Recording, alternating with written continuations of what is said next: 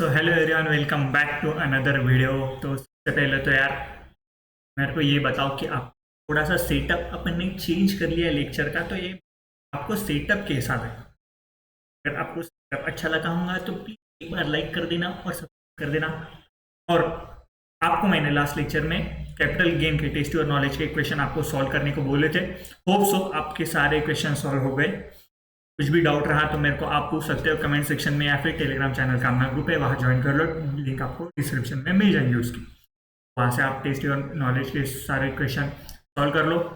Capital gain अपना पूरा हो चुका था, तो आज से हम चालू करने वाले profits and gains of business और प्रोफेशन। तो सबसे मेन इंपॉर्टेंट हेड है पूरे सीए इंटर में टोटल इनकम का क्वेश्चन। आधे से ज़्यादा क्वेश्चन की एडजस्टमेंट ये चैप्टर से होती है, ये इनकम के हेड से होती। तो प्लीज़ कोई भी अगर मिस कर रहा होगा, किसी को अगर ज़रूरत होगी लेक्चर की, तो प्लीज़ उसको बुला लो, क्योंकि ये आज से अपन चालू करने वाले, एकदम डीप डीप में घुस घुस के पढ़ने वाले। उसकी कुछ दिक्कत नहीं है। तो चलिए चालू कर देते हैं। Profits and gain of business और प्रोफेशन, जिसको हम प्यार से क्या बोलने वाले हैं, पीजीबीपी। पीजीबीपी प्यार से बोलने वाले, अपन छोटू सा नाम है उसका। अब जो पीजीबीपी है, तो सबसे पहले हम जो भी हेड चालू होता है उसका अपन चार्जिंग सेक्शन करते हैं। तो चार्जिंग सेक्शन है पीजीबीपी का सेक्शन नंबर 28। सेक्शन नंबर 28 अपना चार्जिंग सेक्शन है। अब कैपिटल गेन का अगर चार्जिंग सेक्शन अपन ने देखा होगा, तो कैपिटल गेन के चार्जिंग सेक्शन में क्या बोला था कि कोई भी कैपिटल असेट है जो बिजनेस से रिलेटेड है, ना रिलेटेड हो, ऐसे कोई असेट अपन ने बेच दिया, ऐसा कोई असेट हमने बेच दिया, तो उसके ऊपर अपना कैपिटल गेन अराइज होता था। अब यहाँ पे पीजीबीपी का जो है चार्जिंग सेक्शन है, पीजीबीपी का चार्जिंग सेक्शन जो है, उसमें ऐसा कुछ नहीं कि अपन ने गुड्स बेचना चाहिए तो पीजीबीपी का अपना इनकम होगा, ऐसा कोई भी यहाँ पे प्रोविजन नहीं लिख के दिया है। इन्होंने एक मस्त पैकी लिस्ट दे के रखी, बहुत लंबी। उसमें से जो भी इनकम आपको अराइज हो रहा है वो आपकी कैपिटल पीजीबीपी के हेड में आप टैक्सेबल कर सकते हो आराम से, जैसे उन्होंने बोल के रखा है। अब ये बहुत सारी बहुत बड़ी लिस्ट है, बहुत बड़ी लिस्ट है। तो चलो एक एक चालू कर देते हैं। अपन एक एक पॉइंट पढ़ना आराम से, धीरे धीरे पढ़ेंगे, कोई जल्दी नहीं आपने को। देखो सेक्शन नंबर 28 अपना चार्जिंग सेक्शन पीजीबीपी का चार्जिंग सेक्शन। तो सेक्शन नंबर 28 में क्या बोला है, following income are taxable under this head. मतलब अपने पीजीपीपी के हेड में ये इनकम, फॉलोइंग इनकम अपनी टैक्सेबल होने वाली, फॉलोइंग इनकम अपनी टैक्सेबल होने वाली है पीजीपीपी के हेड में। अब सबसे पहले तो profit and gain of any business और प्रोफेशन। चलो हेड का नाम ही उन्होंने रिपीट करके दिया है कि कोई भी प्रकार का अपना गेन हुआ या प्रॉफिट हुआ, जो भी अपने बिजनेस से रिलेटेड हो या फिर कोई अपने प्रोफेशन से रिलेटेड हो, तो वो इनकम अपनी पीजीबीपी हेड में अपन उसको चार्ज करेंगे, उसको टैक्सेबिलिटी पीजीबीपी हेड में आ जाएंगी। ये तो उन्होंने सिंपल लैंग्वेज में बोल के रखा है कि पहला पॉइंट है profit and gain of any business और प्रोफेशन, जो है अपना पीजीबीपी में आ जाएगा। अब नेक्स्ट पॉइंट से इंपॉर्टेंट पॉइंट चालू होते थे। तो थोड़ा कैमरा का इशू हो रहा है, आई थिंक सो आपके थोड़े इधर भी मेरा चमक रहा है, तो एडजस्ट कर लेना, थोड़ा क्वालिटी इंप्रूव करने की कोशिश की अपन ने। चलो सेकंड पॉइंट है अपना assessee carrying export business following incentives taxable under this head. अब कोई भी प्रकार का एक्सपोर्ट बिजनेस अगर असेसी कर रहा है, कोई भी प्रकार का एक्सपोर्ट बिजनेस असेसी अगर कर रहा है, तो उसके अंडर ये जो इंसेंटिव मिल रहे हैं उसको, असेसी को ये इंसेंटिव मिल रहे हैं, वो अपन पीजीबीपी के हेड में टैक्सेबल कर देंगे, उसका टैक्सेबिलिटी पीजीबीपी के हेड में आ जाएगा। अब सबसे पहले profit on sale of import entitlement. अब इंपोर्ट एंटाइटलमेंट क्या होता है, तो देखो गवर्नमेंट क्या करती है, एक्सपोर्ट प्रमोट करना है अपने को, तो गवर्नमेंट क्या बोलती है कि कोई भी पर्सन जो एक्सपोर्ट बिजनेस में इन्वॉल्व है, उसने अगर समझो 10 करोड़ का उन्होंने एक्सपोर्ट कर दिया, वो बिजनेस ने, वो असेसी ने 10 करोड़ का एक्सपोर्ट कर दिया। अब ये 10 करोड़ के एक्सपोर्ट के बदले में उसको एक कूपन मिलता है। समझो जैसे अपन मॉल में शॉपिंग करने जाते हैं, हमने 200 की समझो 2000 की खरीदी कर ली, तो वहाँ पे आपको 200 का वो कूपन चिपका देते हैं कि आप 200 रुपये का कुछ भी खरीद सकते हो, या फिर 200 रुपये जो कूपन है आप किसी और को दे सकते हो, और वो कोई भी वो कूपन से 200 रुपये के कूपन से अपना परचेस कर सकता है, वो मॉल से जो भी हो, स्टोर से। तो ऐसे कूपन ऐसे कूपन जो होते वो अपनी गवर्नमेंट में देती एक्सपोर्ट को प्रमोट करने के लिए, एक्सपोर्ट को प्रमोट करने के लिए। अब कोई भी एसएससी ने अगर 10 करोड़ का एक्सपोर्ट कर दिया, 10 करोड़ का एक्सपोर्ट कर दिया, इसकी वजह से अपने को फॉरेन एक्सचेंज मिले, अपनी फॉरेन की जो इनकम है वो बढ़ गई, इसकी वजह से अपने रुपए का जो भाव है वो बढ़ता है, इसकी वजह से इंपोर्ट एक्सपोर्ट की वजह से अपनी इकोनॉमी में पढ़ा होगा या फिर आप पढ़ोगे, जैसे जैसे आपको नॉलेज मिलता रहेगा कि क्या होता है फ्लक्चुएशन वगैरह, कैसे होता है इंपोर्ट एक्सपोर्ट की वजह से, कैसे ग्रोथ होती है कंट्री की, फॉरेन एक्सचेंज रिजर्व बनता है अपना, तो उसमें कैसे पैसे आते हैं। अगर मैंने डॉलर में अगर बेच दिया बाहर तो डॉलर आएंगे, तो उसके वजह से अपना फॉरेन एक्सचेंज रिजर्व बढ़ता है। तो ऐसा ही होता है। तो 10 करोड़ का समझो किसी ने एक्सपोर्ट कर दिया, कोई एसएससी ने एक्सपोर्ट कर दिया 10 करोड़ का, तो उसके बदले में उसको क्या मिलता है, समझो 50 लाख का, उसको 50 लाख का एक एंटाइटलमेंट मिलता है, एक सर्टिफिकेट मिलता है कि ये जो 50 लाख का है, ये जो 50 लाख का कूपन है, तो वो एसएससी क्या कर सकता है, 50 लाख के गुड्स, 50 लाख का रॉ मटेरियल, 50 लाख का कोई भी प्रोडक्ट जो उसके बिजनेस के लिए यूज करने वाला है वो बाहर से इंपोर्ट कर सकता है, वो बाहर से इंपोर्ट कर सकता है। अब इंपोर्ट करने की वजह से उसको कस्टम ड्यूटी पे करनी पड़ेगी, एक्साइज ड्यूटी जो भी होगी इंपोर्ट करने के बाद, जो भी ड्यूटीज लगती है जीएसटी के अंदर, आपको फाइनल में पढ़ने को मिलेगा, तो वो ड्यूटी उसको पे करनी पड़ेगी। अब 50 लाख के ऊपर क्या बोल देती गवर्नमेंट, तू कुछ भी मंगा, 50 लाख तक, 50 लाख तक तू कुछ भी इंपोर्ट कर, तेरे से हम एक्साइज ड्यूटी नहीं कलेक्ट करेंगे, तेरे से हम कस्टम ड्यूटी नहीं कलेक्ट करेंगे, तेरे से हम कोई भी टैक्स कलेक्ट नहीं करेंगे।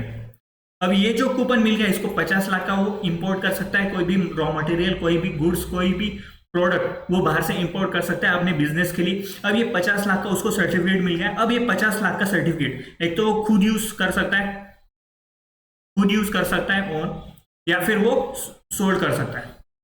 हाँ, ये सर्टिफिकेट भी बेचा जा सकता है। अब समझो मेरे को कोई कूपन मिला, मैं मॉल में गया, मेरे को कोई कूपन मिला, अब मैं मेरे दोस्त को कूपन देने वाला हूँ, तो उसके बदले में पैसे ले सकता हूँ। तो ऑब्वियस बात है, अगर मैंने पैसे लिए तो वो मेरा इनकम बन गया। तो ये 50 लाख का कूपन उन्होंने बेच दिया, 50 लाख का जो एंटाइटलमेंट है वो उसने अगर बेच दिया, तो उसका जो इनकम है वो चला जाएगा पीजीबीपी के हेड के अंदर, वो चला जाएगा अपना पीजीबीपी के हेड के अंदर। तो देखो, अगर उसने खुद की यूज किया आता तो इनकम की कोई जरूरत ही नहीं आती, यहाँ पे इनकम का कोई सेंस ही नहीं आता तब फिर। पर यहाँ पे उसने वो कूपन, वो जो एंटाइटलमेंट है, इंपोर्ट एंटाइटलमेंट है, वो उन्होंने बेच दिया। तो उसके बदले में उसको जो भी अमाउंट मिली उसका टैक्सेबिलिटी कहाँ अराइज होगा, पीजीबीपी के हेड में। टैक्सेबिलिटी कहाँ अराइज होगा, पीजीबीपी के हेड में।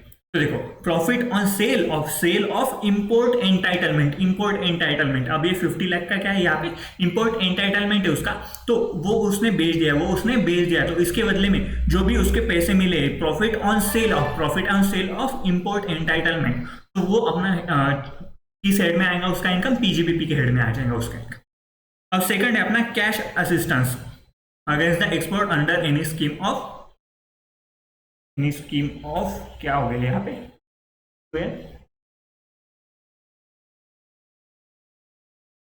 गवर्नमेंट ऑफ इंडिया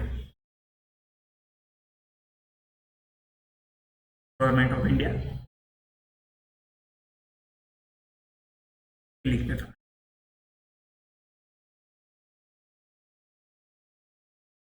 तो गवर्नमेंट ऑफ इंडिया ने कोई भी कैश असिस्टेंस दिया। कैश असिस्टेंस मतलब क्या होता है, अगर कोई भी एक्सपोर्ट किया तो गवर्नमेंट अपने को मदद करती है, कैश में मदद कर देती है गवर्नमेंट। तो उसके बदले में अपने को कैश असिस्टेंस मिल रहा है गवर्नमेंट की तरफ से, तो ये भी अपना पीजीबीपी के हेड में टैक्सेबल हो जाएगा। पीजीबीपी के हेड में अपना वो इनकम, जो भी कैश असिस्टेंस मिल रहा है अपने को गवर्नमेंट से, वो अपना पीजीबीपी में आ जाएगा। उसके बाद में कस्टम एक्साइज ड्यूटी रीपेड और रीपेबल एज ड्रॉबैक।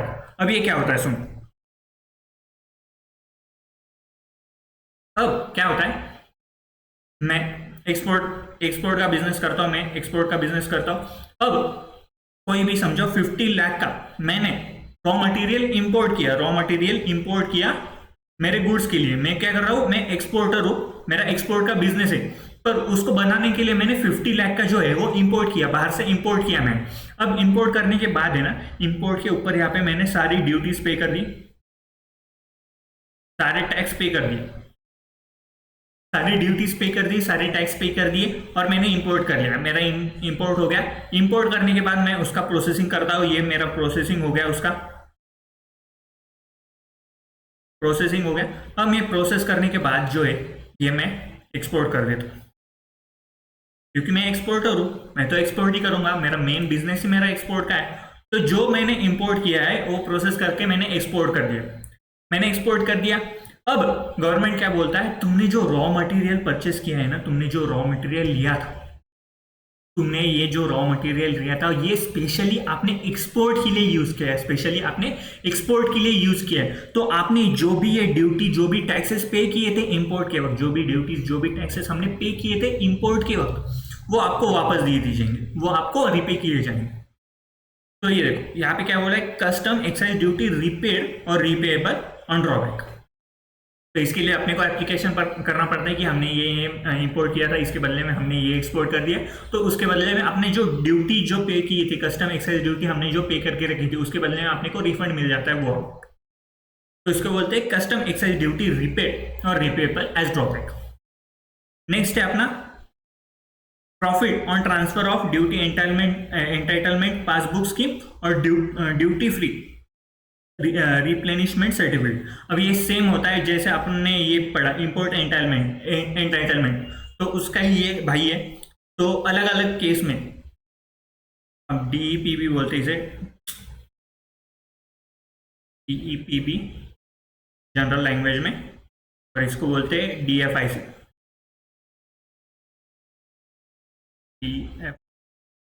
अब ये अलग अलग गुड्स के केस में मिलता है। डीईपीबी अलग गुड्स के, समझो कोई भी आयन एक्सपोर्ट किया तो डीईपीबी, ऐसे अलग अलग गुड्स के एग्जांपल दिया मैंने, मेरे को भी नहीं पता, बहुत कम केस में मिलता है अभी। तो अप्रोक्स सारी चीजें अभी बंद होने में आई है, ऐसे भी बोल सकते हैं अपन। तो डीईपीबी और डीएफआरसी ये जो स्कीम है उसके अंदर भी अपने को कोई भी पैसा मिलता है तो, और सॉरी उसके बदले में नहीं, उसको ट्रांसफर करके अपने को कोई भी पैसा मिलता है तो अपना ये पीजीबीपी के हेड में वो टैक्सेबल हो जाएंगे, पीजीबीपी के हेड में अपना वो इनकम टैक्सेबल हो जाएगा। समझ में आया क्या? तो पहला क्या था अपना प्रॉफिट एंड गेन, जो नॉर्मल था अपना profit and gain of any business और प्रोफेशन। उसके बाद में जो भी बंदा एक्सपोर्ट कर रहा है, जिसका भी एक्सपोर्ट का बिजनेस है, उसके लिए हम चेक करेंगे कि कौन से उसको इंसेंटिव मिले। तो पहला क्या अपना profit on sale of import entitlement, उसके बाद में cash assistance and custom duty, excise duty repaid or repayable on drawback, और profit on transfer of DPB और डीएफआरसी। थर्ड पॉइंट है अपना any compensation or any other payment due to or received by the person at or in connection with the termination or modification of terms and condition of any contract relating to his business, of any contract relating to his business। अब बात समझो,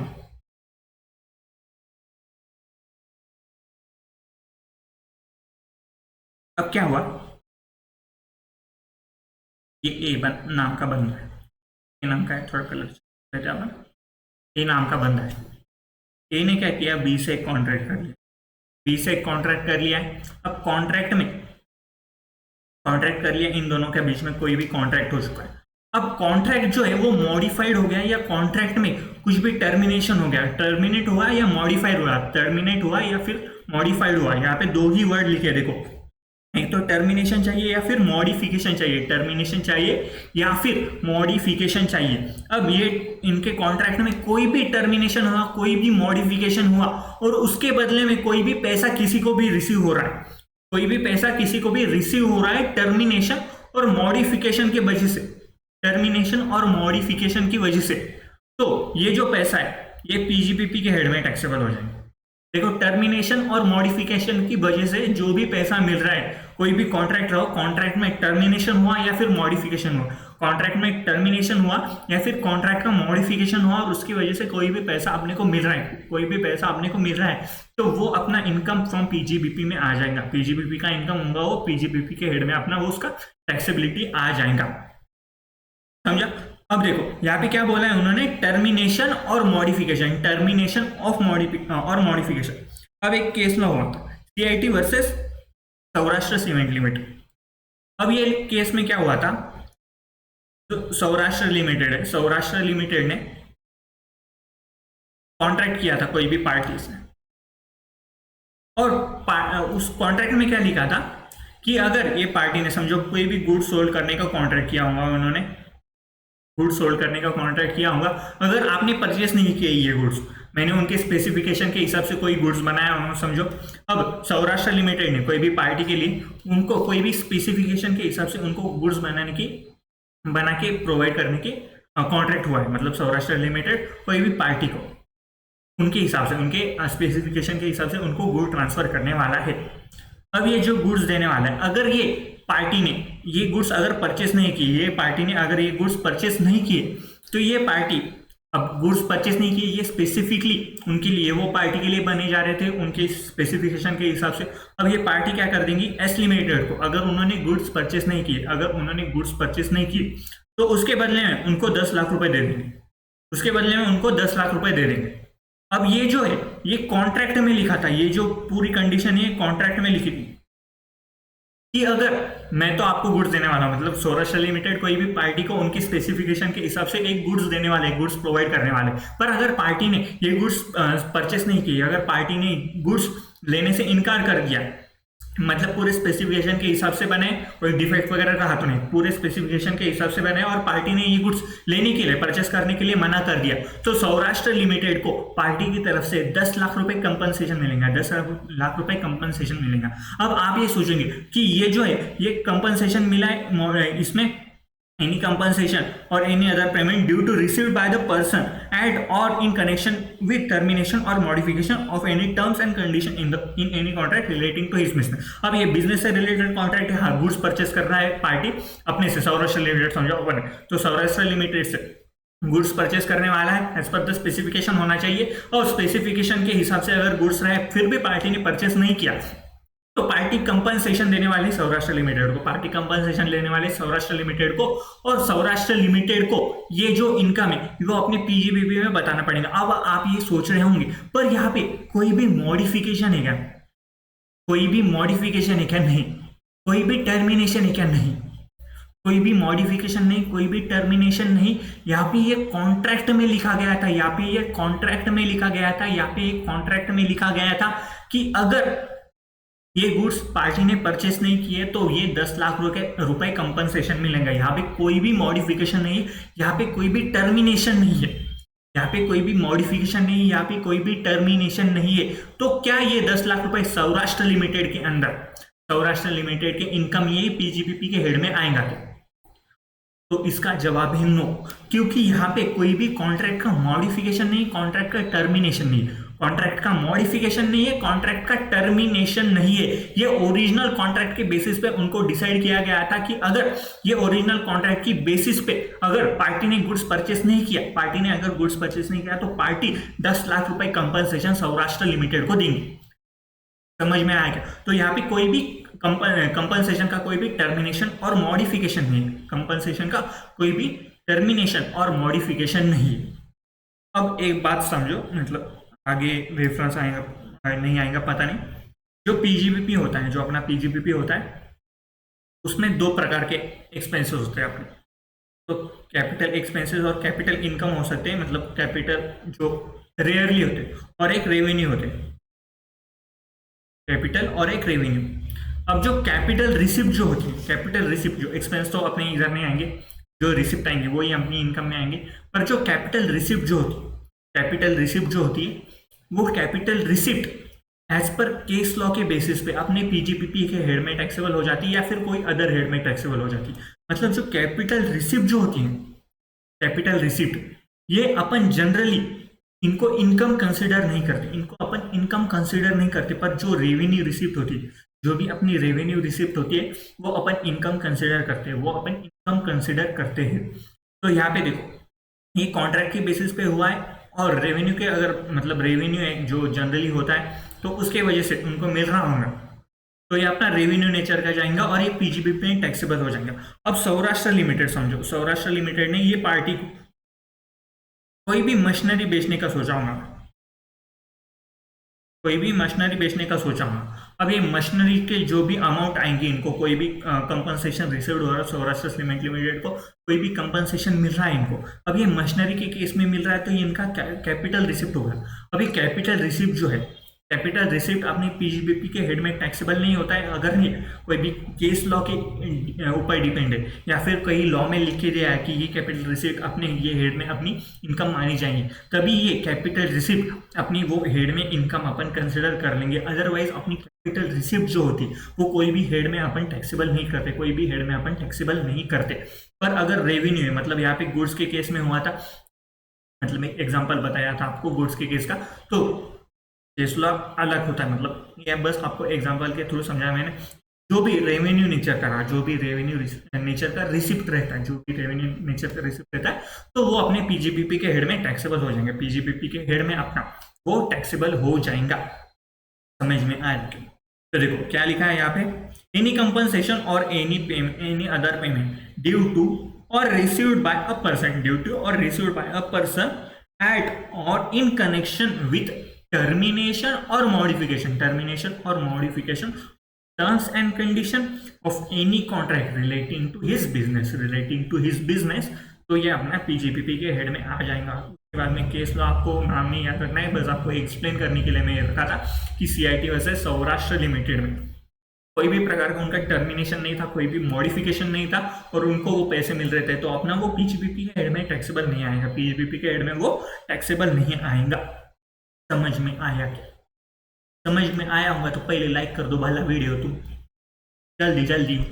और channel पे अगर नए हो, आप मेरे वीडियो पहली बार देख रहे होंगे तो प्लीज चैनल सब्सक्राइब कर देना एक बार। ये ऐसे ही वीडियो, ऐसे ही लेक्चर फ्री में आपको मिलते जाएंगे मेरे यूट्यूब चैनल पे। श्योर। उसके बाद नेक्स्ट पॉइंट क्या है, FMV of inventory as on the date on which it converted into और ट्रीटेड एज कैपिटल असेट। अब ये पॉइंट हमने कैपिटल गेन में पढ़ा था।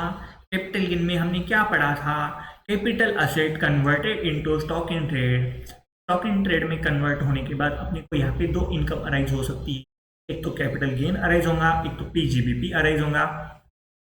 कैपिटल गेन अराइज होगा, पीजीबीपी अराइज होगा। अब कैपिटल गेन में फुल वैल्यू ऑफ कंसिडरेशन क्या लेंगे अपन, fair market value as on the date of conversion, अपना फुल वैल्यू ऑफ कंसिडरेशन आ जाएंगे, उसमें से अपन एक्सपेंसेस माइनस कर देंगे। एक्सपेंसेस माइनस करने के बाद अपना cost of acquisition, cost of improvement, index cost of acquisition और इंडेक्स कॉस्ट ऑफ इंप्रूवमेंट अपन लेस कर देंगे और इंडेक्सेशन का बेनिफिट अपने को कब तक मिलेगा, तो जिस साल अपना कन्वर्ट हुआ है ये capital asset into stock in trade, उस साल तक अपने को कैपिटल गेन का इंडेक्सेशन का बेनिफिट मिल जाएगा और उसके बाद में अपना कैपिटल गेन आ जाएगा और उसके बाद में हम 54 की जो सीरीज के जो बेनिफिट है अपन ले सकते हैं उस केस में, तो वो लिए जाएंगे। अब यहाँ पे पीजीबीपी इनकम भी अराइज होगा, जब अपन capital asset into stock in trade में कन्वर्ट करें तो पीजीबीपी इनकम भी अराइज होगा। तो पीजीबीपी का इनकम निकालते हम समय हमने सेल वैल्यू ली थी, सेल वैल्यू में से हमने परचेस वैल्यू माइनस की थी। अब परचेस वैल्यू हमने कौन सी ली थी, जो ये फेयर मार्केट वैल्यू है, जो ये fair market value on the date of conversion है, वो हमने इसकी परचेस प्राइस ली थी और उसके बाद में उसका पीजीबीपी इनकम निकाला था, पीजीबीपी इनकम उसका निकाला था।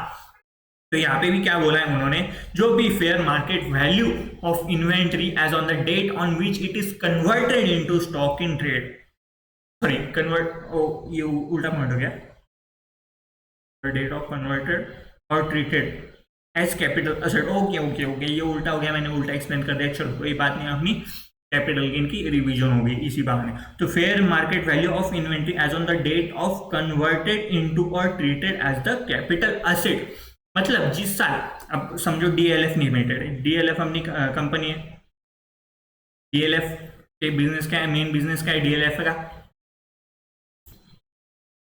डीएलएफ कार्यापन डीएलएफ। तो डीएलएफ का मेन बिजनेस क्या है, उनका रियल एस्टेट का पूरा बिजनेस है, रियल एस्टेट का पूरा बिजनेस है। अब उन्होंने कुछ भी जो उनका, अब जो भी उन्होंने फ्लैट परचेस किए, जो भी हाउस जो भी उन्होंने डेवलप किए होंगे, रियल एस्टेट का बिजनेस है उनका, तो जो भी साइट उन्होंने डेवलप किए होंगे ये इनका स्टॉक होगा, इनका स्टॉक इन ट्रेड होगा। और स्टॉक इन ट्रेड उनको अगर कैपिटल असेट में कन्वर्ट करना है, स्टॉक इन ट्रेड, अब कोई भी उन्होंने बिल्डिंग बना ली और बिल्डिंग बनाने लेने के बाद उनको वो बिल्डिंग बहुत पसंद आ गई और उन्होंने सोच लिया कि ये अपन ऑफिस बिल्डिंग के नाम से यूज कर लें। ये जो बिल्डिंग उन्होंने बेचने के पर्पज से बनाई थी, पर इनको इतनी बिल्डिंग पसंद आ गई, वो उनका ही कंस्ट्रक्शन उनको पसंद आ गया और वो उन्होंने सोच लिया कि ये जो बिल्डिंग है अपन ऑफिस पर्पज के लिए, ऑफिस बिल्डिंग के पर्पज से अपन पूरा बिल्डिंग अब यूज करेंगे। अब ये स्टॉक इन ट्रेड तो बन गया अपना capital asset, stock in trade तो बन गया अपना कैपिटल असेट। अब ये स्टॉक इन ट्रेड अगर मार्केट में बेच देते थे अपन, अगर मार्केट में बेच देते तो अपना पीजीपीपी इनकम अराइज होता था अपन। अब ये जो स्टॉक इन ट्रेड है अपन कैपिटल एसेट में कन्वर्ट कर लिया, इसको कैपिटल एसेट में कन्वर्ट कर लिया, तो अपना पीजीबीपी इनकम तो आना चाहिए यहाँ पे। तो पीजीबीपी इनकम क्या आएगा, fair market value of that asset. क्या बोला यहाँ पे, fair market value of inventory as on the date on which it is converted into capital asset. तो फेयर मार्केट वैल्यू जो है, fair market value of the inventory जिस दिन ये कन्वर्ट कर लिया है कैपिटल एसेट में, उस दिन का फेयर मार्केट वैल्यू, इस दिन का फेयर मार्केट वैल्यू अपना बन जाएगा, क्या बन जाएगा, अपना पीजीबीपी का इनकम बन जाएगा। पीजीबीपी में हम उसको इनकम मान लेंगे, उसको हम इनकम मान लेंगे। समझ में आया क्या? बोलो ना, समझ में आया क्या? अब बात करते वैल्यू ऑफ एनी बेनिफिट और परक्विजिट अराइजिंग फ्रॉम बिजनेस और profession, whether convertible in money और नॉट, इन कैश और काइंड और पार्टली इन कैश और काइंड। अब मेरी बात समझो, मेरी क्लासेस जो है ना, मैंने पेन ड्राइव क्लासेस लॉन्च कर दी। पेन ड्राइव क्लासेस लॉन्च करने के बाद मैंने एक बंदा अपॉइंट किया, मोहित नाम का एक बंदा अपॉइंट किया। मैं मोहित नाम का बंदा एक अपॉइंट करने के बाद मैंने क्या कर लिया उसको, मैंने जो पेन ड्राइव की क्लासेस है, पेन ड्राइव की क्लासेस क्या है उसको बोल दिया मैंने कि ये पेन ड्राइव की क्लासेस तेरे को बेचने हैं, पेन ड्राइव की क्लासेस तेरे को बेचने हैं। अब ये पेन ड्राइव की क्लासेस उसने बेच दी। अब मैंने उसको, मेरा सेल बढ़ते जा रहा है, मेरी मार्केटिंग हो रही है, पब्लिसिटी कर रहा है मोहित। अब मैंने उसको क्या बोला, अगर तूने मेरे 50 पेन ड्राइव भेज दी, अगर तूने मेरे 50 पेन ड्राइव भेज दी, तो मैं तेरे को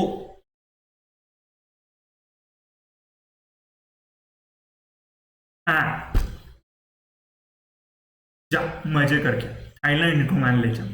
अब मैंने मोहित को क्या बोला, तूने अगर मेरे 50 लेक्चर्स भेज दिए, तूने मेरे अगर 50 पेन ड्राइव लेक्चर्स भेज दिए, तो मैं तेरे को थाईलैंड घुमाऊंगा रे। तू अपनी बीवी के साथ जाएगा थाईलैंड, बीवी के साथ जगह है नहीं, पर तू अकेला जाएगा थाईलैंड मजे करने। अब थाईलैंड तो चला गया वो मजे करने। अब थाईलैंड से वापस आने के बाद उसका जब इनकम टैक्स रिटर्न प्रिपेयर कर रहा था, अब उसको समझ में आया कि यार हम तो चले गए थे थाईलैंड, अब ये जो मेरे को मिली है थाईलैंड की टिकट, ये जो मेरी थाईलैंड की टिकट मिली है, समझो 2 लाख रुपए पूरा खर्चा है थाईलैंड में। उसने मस्त मजे किए, बीच के मसाज वगैरह की, मस्त मैश की, उसने मस्त दारू चढ़ा के डांस कर रहा था पूरे थाईलैंड में। मोहित एक हफ्ते में फेमस हो गया था कि ये इंडियन पर्सन वहां पे नाच रहा है झूम झूम के। अब ये जो उसको बेनिफिट और परक्विजिट मिला है फ्रॉम द एनी बिजनेस और प्रोफेशन, अब उसका पेन ड्राइव बेचना है। ये जो मेरी पेन ड्राइव बेच रहा है वो उसका बिजनेस हो गया, वो उसका प्रोफेशन हो गया, वो बिजनेस हो गया उसका, और मैं मेरे पेन ड्राइव बेचना है। उसके बदले में मेरे को मैंने उसको मेरे बेनिफिट और परक्विजिट दिए, बेनिफिट और परक्विजिट मिले उसको।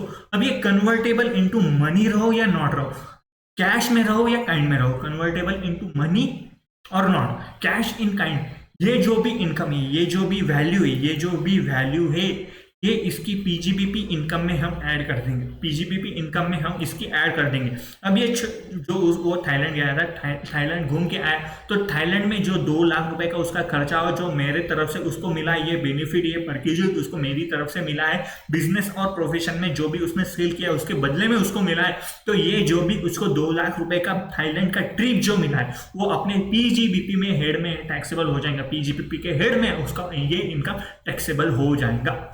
समझ में आया कि ये जो वैल्यू ऑफ एनी बेनिफिट और परक्विजिट जो उसको मिल रहा है बिजनेस और प्रोफेशन के रिलेटेड में, ये फिर मनी में रहो या फिर कोई अदर कैश और काइंड में रहो, कन्वर्टेबल इनटू मनी रहो या नॉट, तो कोई भी प्रकार का उसको बेनिफिट और परक्विजिट जो मिल रहा है वो उसके इनकम में ऐड किया जाएगा, पीजीबीपी के हेड में उसको टैक्सेबल कर लिया जाएगा। समझ में आया क्या? अरे बोलो ना, समझ में आया क्या? अब मेरे को एक बात बताओ, अब कोरोना आ गया, कोविड आ गया, कोविड में बहुत बड़ी बड़ी वेव्स आ रही थी, कोविड की बहुत बड़ी बड़ी वेव्स आ रही थी। अब कोविड में बिजनेस है अपना एसके लिमिटेड, बहुत बड़ी कंपनी, फॉर्च्यून 500 में अपन टॉप 10 में आ गए, तो बहुत बड़ी कंपनी है अपनी। और एसके लिमिटेड ने एसबीआई एसबीआई से लोन लेके रखा था, 100 करोड़ का लोन लेके रखा था। हाँ भाई, मेरी कंपनी, मेरी बैंक, मेरा एग्जांपल, मैं अमाउंट लूंगा ना, 100 करोड़ का लोन लेके रखा था एसबीआई से। पूरी बैंक बेच के खाने का विचार में था, 100 करोड़ का लोन। अब ये जो लोन है, अब कोविड के केस में क्या हुआ, एसबीआई ने ये लोन जो है पूरा वेव ऑफ नहीं करते, तो 100 करोड़ का 100 करोड़ लोन वेव ऑफ कर दिया कि नहीं देने के। यस के लिमिटेड, तू मजे कर 100 करोड़ से, तू जो करना है वो कर, ये 100 करोड़ रुपए तेरे, हमको अब वापस देने की जरूरत नहीं है तेरे को। अब ये जो 100 करोड़ रुपए मिले, ये जो 100 करोड़ रुपए मिले, तो business loan way in the favour of SSC is taxable in the head of PGBP. अब ये जो है, ये जो वेव किया गया है लोन, ये जो लोन जो है वो वेव ऑफ हो गया है, ये एक प्रकार का बेनिफिट है, एक प्रकार का परक्विजिट है। ये जो बेनिफिट मिला है, ये एससीसी को मिला है, बेनिफिट मिला है, और ये बिजनेस लोन वेव ऑफ किया गया है। तो इसके बदले में ये जो बेनिफिट मिला है, अब ये 100 करोड़ रुपए एसके लिमिटेड के पीजीबीपी में ऐड किया जाएगा, एसके लिमिटेड के पीजीबीपी इनकम में ऐड किया जाएगा, क्योंकि ये बेनिफिट है। ये बेनिफिट है कोई भी पर्सन से जो कन्वर्टेबल इनटू कैश और काइंड जो भी केस हो, पर ये अपनी पीजीबीपी के इनकम में ऐड किया जाएगा। समझ में आया क्या?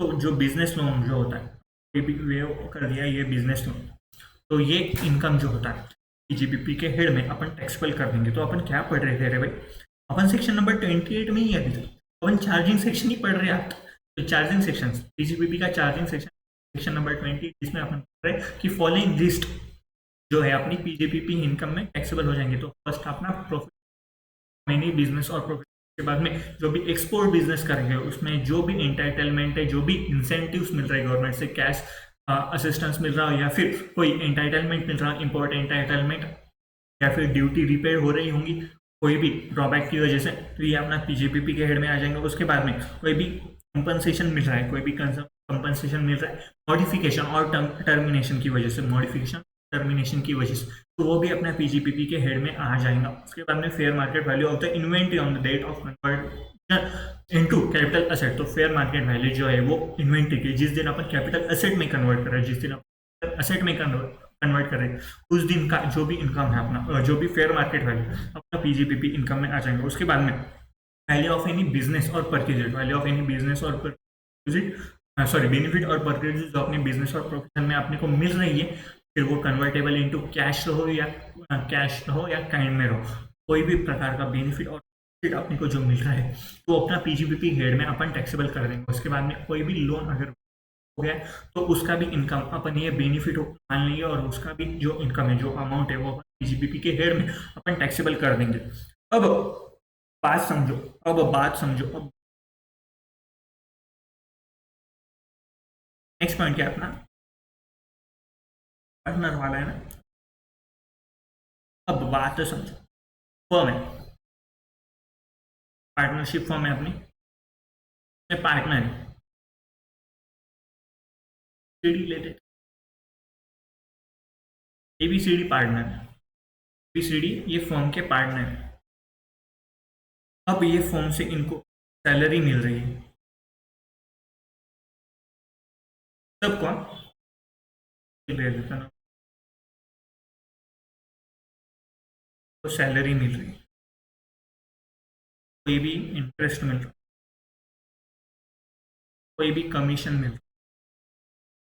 अब आप ये सोचेंगे कि ये इनको फर्म को जो भी इनकम हो रही है उसके बदले में ये जो पार्टनर है इनको सैलरी मिल रही है। समझो सैलरी का एग्जांपल लेते हैं अपन, यहाँ पे जो कमीशन है इंटरेस्ट हटा देते हैं एग्जांपल के, समझने को इजी जाए। अब इनको जो सैलरी मिल रही है, अब आप ये सोचेंगे अपना एक सैलरी नाम का हेड है, जो भी एबीसीडी को जो भी इनकम मिल रही है फर्म में जो भी इनको सैलरी मिल रही है काम करने की वजह से, ये जो इनकम हो रही है इनको, क्या ये जो इनकम है, ये जो सैलरी मिल रही है, सैलरी नाम से इनको इनकम हो रही है, तो ये जो इनकम है क्या इनको सैलरी में टैक्सेबल हो जाएंगी?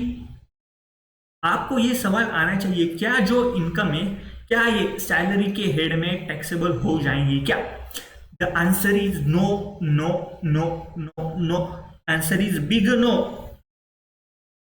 सैलरी के हेड में टैक्सेबल नहीं होगा भाई। ये फर्म है, ये फर्म के कौन है, पार्टनर है, ये जो फर्म है ये फर्म के पार्टनर है, ABCD फर्म के पार्टनर है। पार्टनर है मतलब इनको जो भी पैसे मिल रहे हैं ये फर्म से, इनको सैलरी नाम से नहीं मिल रहे हैं भाई, ये बस सैलरी नाम का है।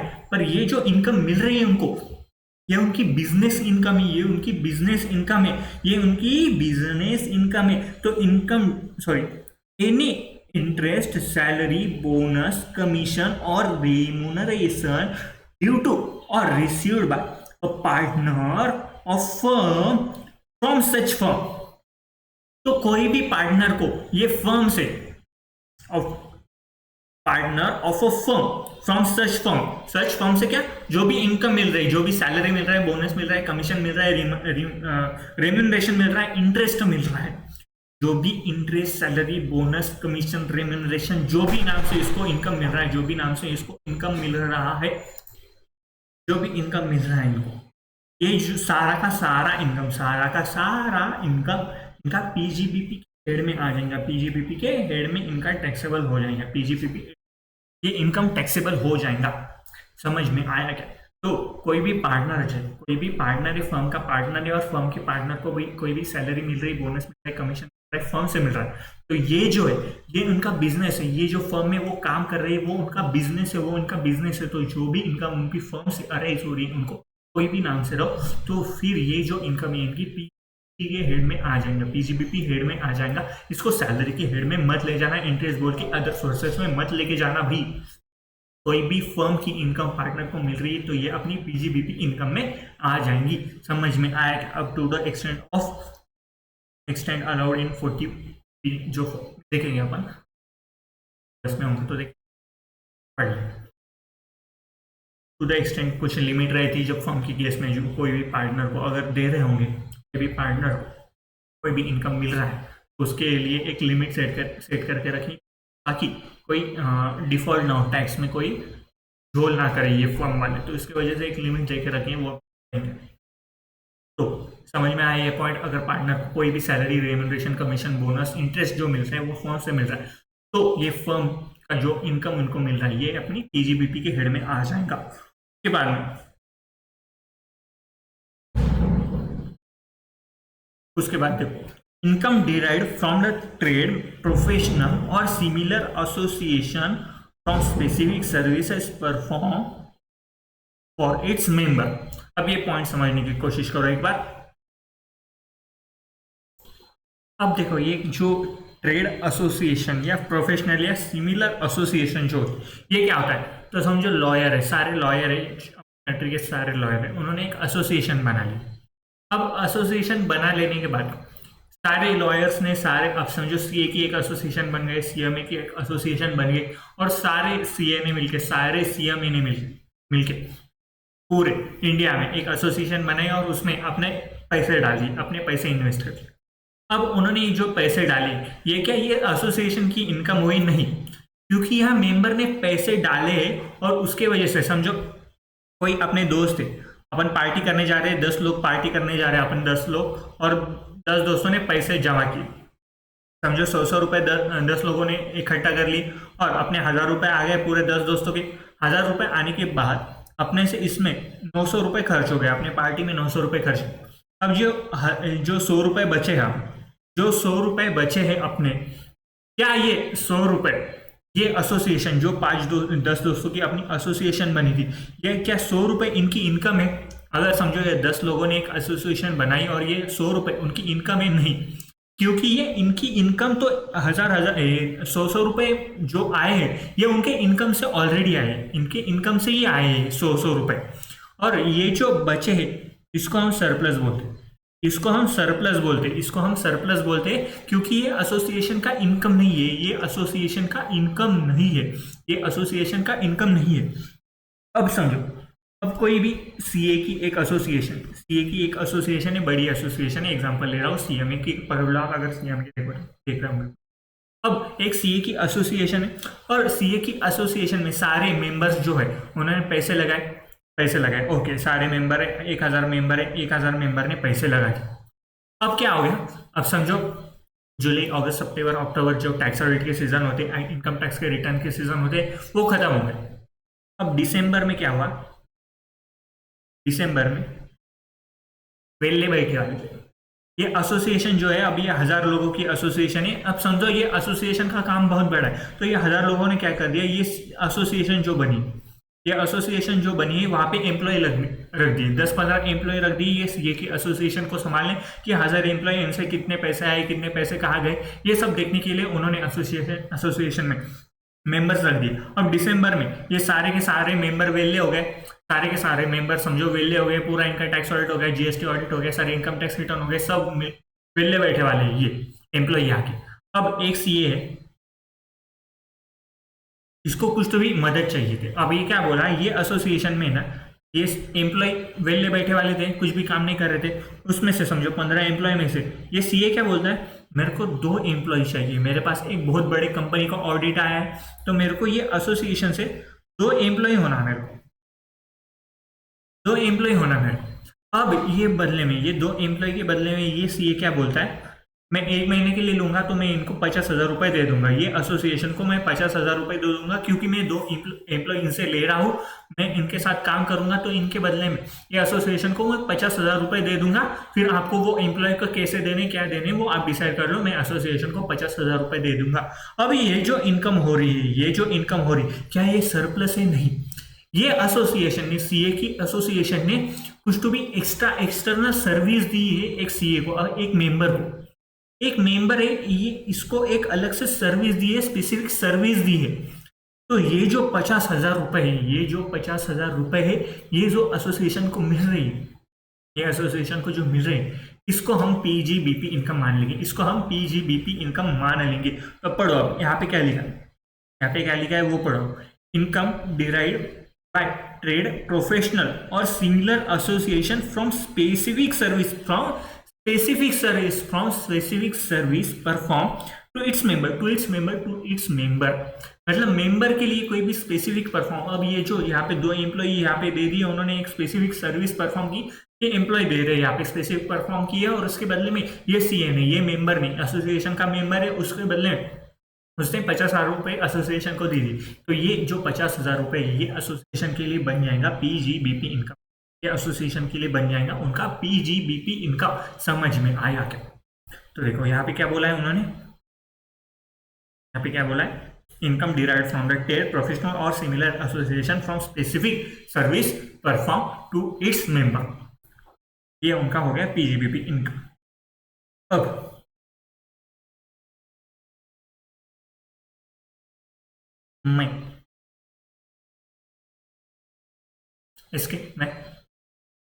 मैं आपको डीटी पढ़ा रहा हूँ अभी,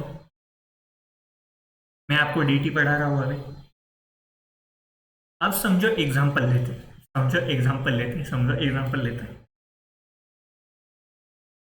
घर बोराना सर है आपने, घर बोराना सर है आपने, छोड़ करना।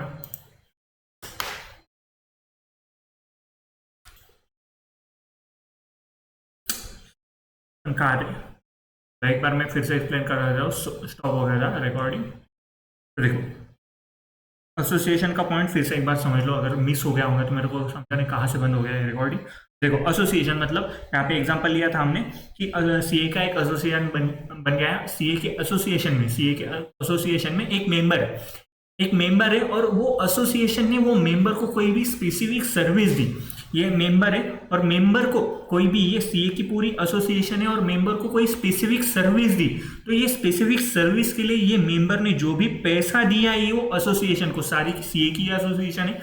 2 एम्प्लॉय यहाँ पे वेले बैठे वाले थे, तो ये सीए ने बोल दिया कि मेरे को 2 एम्प्लॉय चाहिए, कुछ ज्यादा काम आ गया, मेरे पास वर्कलोड बढ़ गया, तो उसकी वजह से ये जो 2 एम्प्लॉय का पैसे जो 50,000 रुपए सीए के एसोसिएशन को मिल रहे हैं, सीए के एसोसिएशन को मिल रहे, तो इनकी पीजीबीपी इनकम में आ जाएगा। उसके बाद का पॉइंट अपन चालू किए थे कि एग्जांपल लिया था कि एसके लिमिटेड, समझो मैं एसके और बीबी सर बोराना सर अपनी डीटी के, तो उनको बोल दिया मैंने कि आप डीटी पढ़ाना छोड़ दो, ये 2 करोड़ रुपए कैश दो, 2 करोड़ रुपए कैश दो और डीटी पढ़ाना छोड़ दो।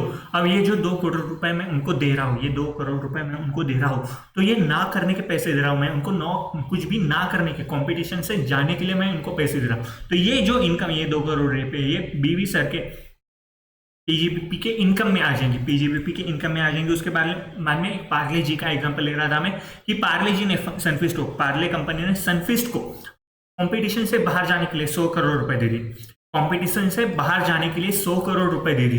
अब ये 100 करोड़ रुपए जो है ये सनफिस्ट के लिए पीजीबीपी इनकम बन जाएगा। कुछ ना करने के पैसे दे रहा है पार्ले, कुछ ना करने के, मतलब सनफिस्ट को बोल रहा है तू बस कंपटीशन से बाहर निकल जा।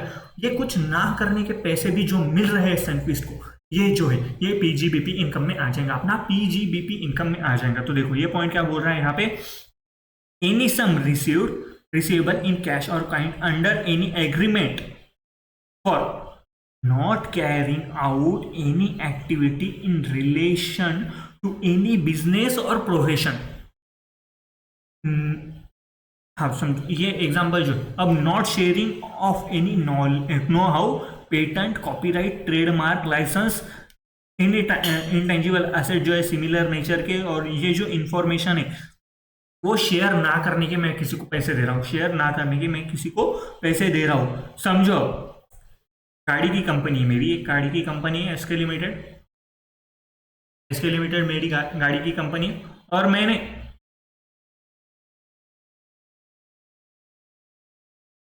ठीक से नहीं बना गया, कैसे बना, 1 2 3, पता है आप, बॉडी कंपनी अपनी गाड़ी की। अब ये मैं कार बना रहा हूँ यहाँ पे, अब मैंने सोचा कि क्या ऑडी से अपन कुछ तो भी ले लेते, एक उनका डिजाइन कॉपी कर लेते थे। उनको मैंने पैसे लिए, ये लो मैं 50 करोड़ रुपए दे रहा हूँ, 50 करोड़ रुपए दे दिए उनको, उनके बदले मैंने कोई भी इंटेंजिबल लिया, नो हाउ लिया कि वो गाड़ी कैसे बना रहे, वो गाड़ी कैसे बना रहे वो सीख लिया मैंने। अब ऑडी ने क्या बोला, ऑडी ने क्या बोला कि ये तेरे को हम एसके लिमिटेड को दे रहे हैं, पर ये जो टेक्नोलॉजी है, ये जो टेक्नोलॉजी है 10 साल तक तू किसी से भी शेयर नहीं करेगा, 10 साल तक तू किसी से भी शेयर नहीं करेगा। अब इसके बदले में मेरे को कुछ अगर पैसे मिले, इसके बदले में कुछ मेरे को पैसे मिले, इसके बदले में मेरे को पैसे मिले उनसे, ये 10 साल तक तू किसी को शेयर नहीं करेगा, तो ये जो ये भी मेरा पीजीबीपी इनकम में आ जाएगा। तो जो भी ट्रेडमार्क है, समझो थोड़ा एग्जांपल इधर उधर हो गया बोलते बोलते, तो कोई भी ट्रेड मार्क हो, नो हाउ हो, पेटेंट हो, कॉपीराइट हो, ये जो इंफॉर्मेशन जो अपने बिजनेस के लिए यूज हो सकती है, मैन्युफैक्चरिंग के लिए यूज हो सकती है, प्रोसेसिंग ऑफ गुड्स और सर्विसेज के लिए यूज हो सकती है, और वो ना करने की, मतलब किसी को शेयर ना करने के मेरे को पैसे मिल रहे, किसी को शेयर ना करने के मेरे को अगर पैसे मिल रहे, तो ये अपना पीजीबीपी इनकम में आ जाएगा। ये जो इनकम है अपना पीजीबीपी इनकम में आ जाएगा। तो इसको हम क्या बोलेंगे, non compete fees. Non compete fees जो मिलती है कि अपने को कंपटीशन से बाहर निकालने को कोई भी पैसा दे देता है। बहुत सारे बिजनेस ऐसे होते हैं मार्केट में, अगर आप देख रहे होंगे बड़े बड़े कंपनीज भी दूसरी कंपनी को एक्वायर कर लेते हैं, या फिर दूसरी कंपनी को बोलते हैं तू बंद कर ले, ये ले पैसे और तू कंपनी से बाहर हो जा। जनरली एक्वायर करते हैं, पर अगर छोटे छोटे बिजनेस हो, समझो पानीपुरी के ठेले रहो और पानीपुरी के ठेले दो कंपटीशन में खड़े, और एक ठेले वाले ने दूसरे ठेले वाले को दे दिए, चल 5 लाख रुपए ले और ठेला निकाल दिया यहाँ से। अब वहाँ पे उसकी मोनोपोली हो गई, उससे ज़्यादा पैसे छापेंगे, 5 लाख से वो डबल कमा लेगा या फिर 10-15 लाख कमा लेगा वो पानीपुरी के ठेले। अब ये नॉन कम्पीट जो फीस होती है, ये 5 लाख रुपए जो पानीपुरी के ठेले वाले को मिले, ये उसका पीजीबीपी इनकम बन जाएगा, ये उसका पीजीबीपी इनकम बन जाएगा। समझ में आया क्या? हम क्या पढ़ रहे थे, चार्जिंग सेक्शन। चार्जिंग सेक्शन में अपन बहुत बड़ी लिस्ट है, मेरे को पता है, फिर भी मैंने शॉर्ट करके लिखा है। तो चार्जिंग सेक्शन अपन पीजीबीपी का पढ़ रहे थे, जिसमें हमने फर्स्ट पॉइंट पढ़ा था कि प्रॉफिट ऑफ गेन जो भी रहा बिजनेस और प्रोफेशन का, वो अपने पीजीबीपी में आ जाएगा। उसके बाद में जो भी एक्सपोर्ट इंसेंटिव मिल रहा है वो अपने पीजीबीपी इनकम में आ जाएंगे। जो भी कंपनसेशन मिल रहा है अपने को in connection to termination or modification, compensation मिल रहा है टर्मिनेशन और मॉडिफिकेशन, तो अपना वो पीजीबीपी इनकम में आ जाएगा। उसके बाद में एफएमवी ऑफ इन्वेंट्री जो अपन कैपिटल एसेट में कन्वर्ट कर रहे हैं, उसका एफएमवी अपना पीजीबीपी इनकम आ जाएगा। उसके बाद नेक्स्ट पॉइंट में हमने पढ़ा था जो भी वैल्यू अपने को बेनिफिट मिला है, जो भी परक्यूजिट मिला है, वो अपना पीजीबीपी इनकम में आ जाएगा। उसके बाद बोनस कमीशन रेम्यूनरेशन जो भी पार्टनर को मिला है, कोई उसके फर्म से पार्टनर को मिला है उसके फर्म से, तो अपना पीजीबीपी इनकम में आ जाएगा, ना कि कोई अदर हेड में जाएगा पार्टनर। उसके बाद में income derive from the trade, professional और एनी सिमिलर एसोसिएशन, जो उनका जो भी स्पेसिफिक सर्विस दी उन्होंने कोई भी मेंबर को, तो उसके बदले में उसको कोई पैसा मिल रहा है, तो अपनी पीजीपीपी इनकम में आ गया। जो नॉन कम्पीट फीस है, जो नॉन कम्पीट फीस है, वो भी अपनी पीजीपीपी इनकम में आ जाएंगी, वो अपनी पीजीबीपी इनकम में आ जाएंगी। अब बात सुन, any sum received under key man insurance policy including the sum allocated by way of bonus. अच्छा, एग्जांपल से समझा लेता है। अब ये की मैन इंश्योरेंस पॉलिसी क्या होता है, अब बात समझ लो। की मैन इंश्योरेंस पॉलिसी क्या होता है, एक बार बात समझ लो। एग्जांपल ले लेते हैं अपन मस्त सा एक। तो देखो, की मैन इंश्योरेंस, की मैन इंश्योरेंस क्या, कंपनी, बोर्ड ऑफ डायरेक्टर होते हैं, चेयरपर्सन होते हैं, जो अच्छे अच्छे कंपनीज होते हैं, उनमें बहुत सारे अच्छे अच्छे पोस्ट होते हैं। यहाँ पे आप तो बोर्ड ऑफ डायरेक्टर होते हैं, चेयरमैन होते हैं, सेक्रेटरी, जो भी अच्छी अच्छी पोस्ट है वो याद कर लो आप, जितने भी कंपनी। अब समझो कोई भी चेयरपर्सन है, चेयरपर्सन ले लेते हैं अपन बोर्ड ऑफ डायरेक्टर की जगह, कोई भी चेयरपर्सन है कंपनी, चेयरपर्सन है, चेयर मेंबर है। अब कंपनी का चेयरपर्सन जो है इंपॉर्टेंट पर्सन है कंपनी के लिए। अब कंपनी क्या करती है, कंपनी क्या करती है, इनके लिए एक लाइफ इंश्योरेंस पॉलिसी लेकर रखती है, लाइफ इंश्योरेंस पॉलिसी लेकर रखती है। अब बड़ा हिस्ट्री में जाते हैं अपन, क्या होता था पहले। अब 1 2 3 4 5 ईयर में इनको पैसे पे करने, कंपनी वालों को पैसे पे करने, प्रीमियम के पैसे देने पड़ेंगे इनको। अब ये जो पैसे दे रहे हैं, समझो 5 CR की पॉलिसी है, 6 CR की पॉलिसी कर लेते हैं, समझो 6 CR की पॉलिसी। अब हर रोज हर साल वो 1 CR दे रहे LIC के लिए, 1 CR दे रहे वो पॉलिसी के लिए। अब ये पॉलिसी के लिए उन्होंने अमाउंट दे दिया, पॉलिसी के लिए उन्होंने अमाउंट दे दिया। अब समझो फर्स्ट ईयर उन्होंने ये पॉलिसी रिडीम कर ली, फर्स्ट ईयर उन्होंने ये पॉलिसी क्लोज कर ली, तो इनको कुछ नहीं मिलेगा। सेकंड ईयर में उन्होंने ये पॉलिसी अगर क्लोज कर ली, इनको 1.5 CR मिलेगा। थर्ड ईयर में इनको अगर पॉलिसी क्लोज कर ली, 2.7 CR मिलेगा, 2.7। फोर्थ ईयर में ये पॉलिसी क्लोज कर ली, तो समझो इनको 3.7 CR मिलेगा। ऐसे अलग अलग रेट, अगर ये पॉलिसी कैंसिल कर दी तो इतनी अमाउंट उनको मिल जाएगी, इतनी अमाउंट इनको मिल जाएगी। अब ये जो चेयरपर्सन है, ये जो चेयरपर्सन है, ये कंपनी का एम्प्लॉय है नहीं, ये कोई तो भी अच्छी पोजीशन पे, ये कोई कंपनी का एम्प्लॉय नहीं हो सकता, कोई वो कंपनी का एम्प्लॉय नहीं। पर इनके केस में इनके लिए लाइफ इंश्योरेंस पॉलिसी लेके रखिए, इनके लिए लाइफ इंश्योरेंस पॉलिसी लेके रखिए। अब समझो ये प्रीमियम का अमाउंट जो है, प्रीमियम का अमाउंट जो है, अब पहले एक सेक्शन होता था 10(10)D, सॉरी सेक्शन है मतलब 10(10)D। इसमें जो भी लाइफ इंश्योरेंस का पैसा मिलता है, जो भी लाइफ इंश्योरेंस का पैसा मिलता है, जो भी लाइफ इंश्योरेंस का पैसा मिलता है कोई भी पर्सन को, तो वो एग्जम्प्ट हो जाता है। कोई भी पर्सन को वो लाइफ इंश्योरेंस का पैसा जो मिलता है वो एग्जम्प्ट हो जाता है, वो एग्जम्प्ट हो जाता है, वो एग्जम्प्ट हो जाता है। समझा? अब समझो उन्होंने क्या किया, कंपनी वालों ने क्या किया, ये जो पॉलिसी है यहाँ पे उन्होंने सरेंडर कर दी, यहाँ पे जो पॉलिसी है वो उन्होंने सरेंडर कर ली। अब ये पैसे उनको मिल जाएंगे, ये पैसे इनको मिल जाएंगे। अब ये पैसे इनको मिल गए, ये पैसे उनको कंपनी को मिलने के बाद कंपनी क्या बोल देती थी, ये पैसे ये एग्जम्प्ट हो जाते थे, 10(10)D में एग्जम्प्ट हो जाते। अब गवर्नमेंट को समझ में आया कि ये कंपनी वाले अपने को बेवकूफ़ बना रहे हैं, अपने इनका ये पूरा टैक्स प्लानिंग चल रहा है फुल ऑन, क्योंकि ये जो पैसे मिल रहे हैं इनका वो डिडक्शन क्लेम कर लेते थे, और जो भी पैसे मिले उसका वो एग्जम्प्ट इनकम बोल के छोड़ देते थे वो अमाउंट। अब फिर कंपनी वालों ने क्या किया, ये जो कंपनी वालों ने क्या किया, ये जो अमाउंट है पॉलिसी की जो सरेंडर करने की अमाउंट है, ये सीधा चेयरपर्सन को मिली, ये सीधा चेयरपर्सन को मिलेगी। अब चेयरपर्सन क्या बोलेगा यहाँ पे, मेरे को लाइफ इंश्योरेंस का पैसा मिल रहा है तो ये भी मेरा 10(10)D में एग्जम्प्ट हो जाएगा, ये भी मेरा पैसा 10(10)D में एग्जम्प्ट हो जाएगा। समझा यहाँ पे? फिर से टैक्स प्लानिंग चालू की लोगों ने, कंपनी वाले दे देते थे प्रीमियम, पॉलिसी हो जाती थी सरेंडर। एक तो कंपनी वाले पैसे लेते थे, वो खत्म हो गया। फिर जो चेयरपर्सन है उसको पैसे देते थे, वो भी खत्म हो गया। इस बदले में क्या हो गया, अब गवर्नमेंट ने बोल दिया कि बस हो गया, बहुत टैक्स प्लानिंग कर ली तुमने, बहुत एग्जाम इनकम खेल लिया 10 में तुमने, अब आ जाओ, अब आ जाओ, आ जाओ, अब इसको लगाते हैं हम टैक्स, अब इसको लगाते हैं हम टैक्स।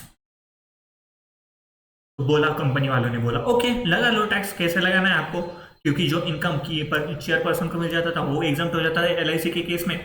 अब इन्होंने क्या बोला, गवर्नमेंट ने क्या बोला कि आ जाओ बेटा, इसको टैक्स लगा दे अपन। ये जो की मैन इंश्योरेंस पॉलिसी का पैसा मिल रहा है, की मैन इंश्योरेंस पॉलिसी का अगर पैसा मिल रहा है, अगर ये कंपनी को मिला, अगर ये कंपनी को मिला, तो ये पीजीबीपी हेड में टैक्सेबल कर देंगे। कंपनी वाले बोले ओके हम एम्प्लॉय को दे देंगे पूरे के पूरे पैसे, या फिर चेयरपर्सन, आज चेयरपर्सन एम्प्लॉय नहीं होता उसको दे देंगे हम पूरे के पूरे पैसे। गवर्नमेंट बोला नहीं, गवर्नमेंट वाले क्या बोले, अगर ये कोई भी अदर पर्सन को मिला, अब चेयरपर्सन एम्प्लॉय नहीं, कोई भी अदर पर्सन अब चेयरपर्सन को मिला है, ये इसको टैक्सेबल कर देंगे आईएफआरएस में। कंपनी वाले बोले ओके हम उसको एम्प्लॉय ट्रीट करेंगे और एम्प्लॉय बोल के उसको पूरा का पूरा अमाउंट दे देंगे, पर वो हो जाएंगे एग्जाम। गवर्नमेंट बोली ना ना ना, रुक जाओ,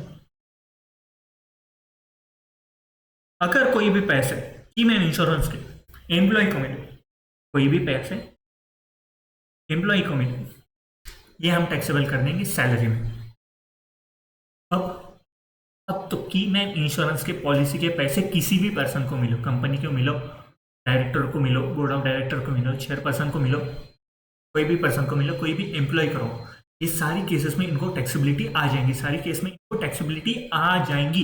ये जो है ये की मैन इंश्योरेंस के पैसे, की मैन इंश्योरेंस के पैसे, की मैन इंश्योरेंस पॉलिसी के पैसे। तो यहाँ पे देखो क्या बोला, any sum received under key man insurance policy including the sum allocated by way of bonus of such policy. जो भी पैसे इनको मिल रहे हैं बाय बोनस, जो भी पॉलिसी के हिसाब से अमाउंट चेंज हो सकती है, जो भी पैसे इनको मिले, कंपनी को जो मिले, कंपनी को जो पैसे मिले, ऐसी कंपनी समझो बिजनेस, कंपनी मतलब एग्जांपल लिया मैंने, अब कोई भी बिजनेस और बिजनेस को की मैन इंश्योरेंस पॉलिसी की कोई भी पैसे मिले उनको, तो ये उनके पीजीबीपी हेड में उनको टैक्सेबल आ जाएगा, पीजीबीपी हेड में उसका टैक्सेबिलिटी अराइज हो जाएगा, पीजीबीपी हेड में उसका टैक्सेबिलिटी अराइज हो जाएगा।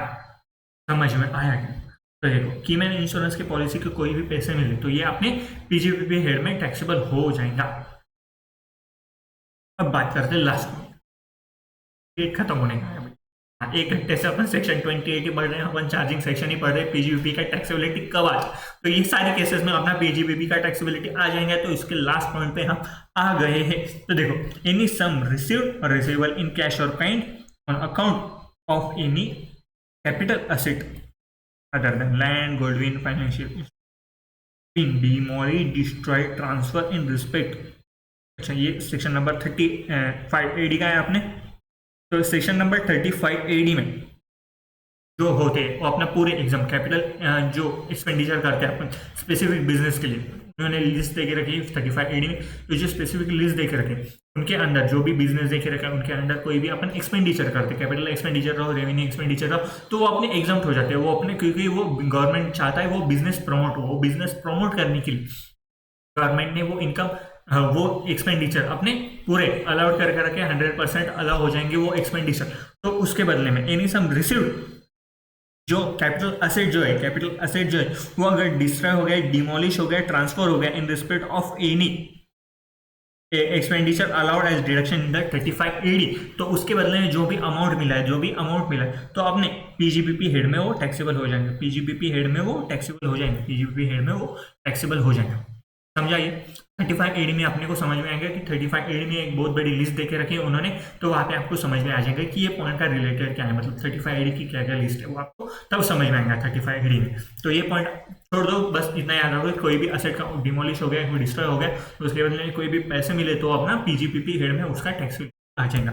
तो सेक्शन नंबर 28 अपना चार्जिंग सेक्शन यहाँ पे पीजीबीपी का होता है खत्म। तो फॉलोइंग इनकम अपनी पीजीबीपी की हेड में टैक्सेबल हो जाती है। तो profit on gain, any export incentive, जिसके बाद में कंपनसेशन मिला है टर्मिनेशन और मॉडिफिकेशन का, उसके बाद में फेयर मार्केट वैल्यू मिला है इन्वेंट्री का। फेयर मार्केट वैल्यू जो इन्वेंट्री का जो अपन कैपिटल असेट में कन्वर्ट कर रहे हैं उसका भी जो अमाउंट है फेयर मार्केट वैल्यू वो अपने पीजीपीपी हेड में आ जाएगा। उसके बाद में क्या था, जो भी परक्विजिट बेनिफिट मिल रहा है बिजनेस के दरमियान अपने को, तो वो अपना पीजीपीपी हेड में आ जाएगा।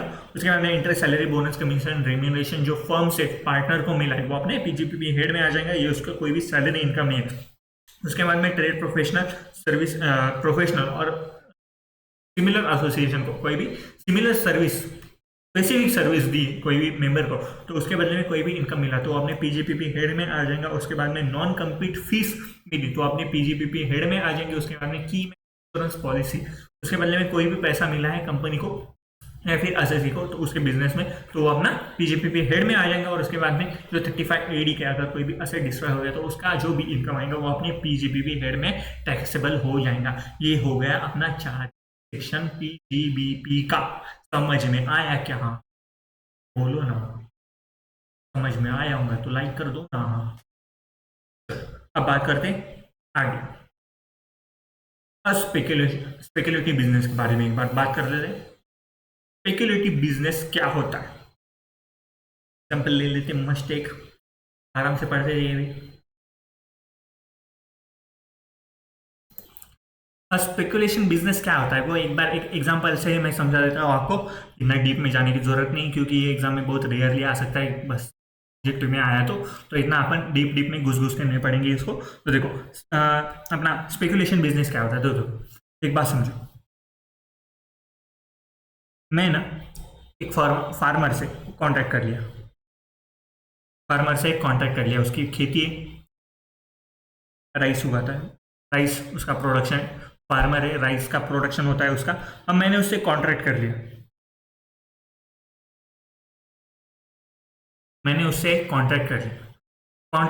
क्या कॉन्ट्रैक्ट कर लिया। अब ये जो है ये मेरे को 100 kg के हिसाब से वो 100 kg का राइस का कॉन्ट्रैक्ट हो गया, 100 kg का राइस का कॉन्ट्रैक्ट हो गया, 100 kg का राइस का कॉन्ट्रैक्ट हो गया।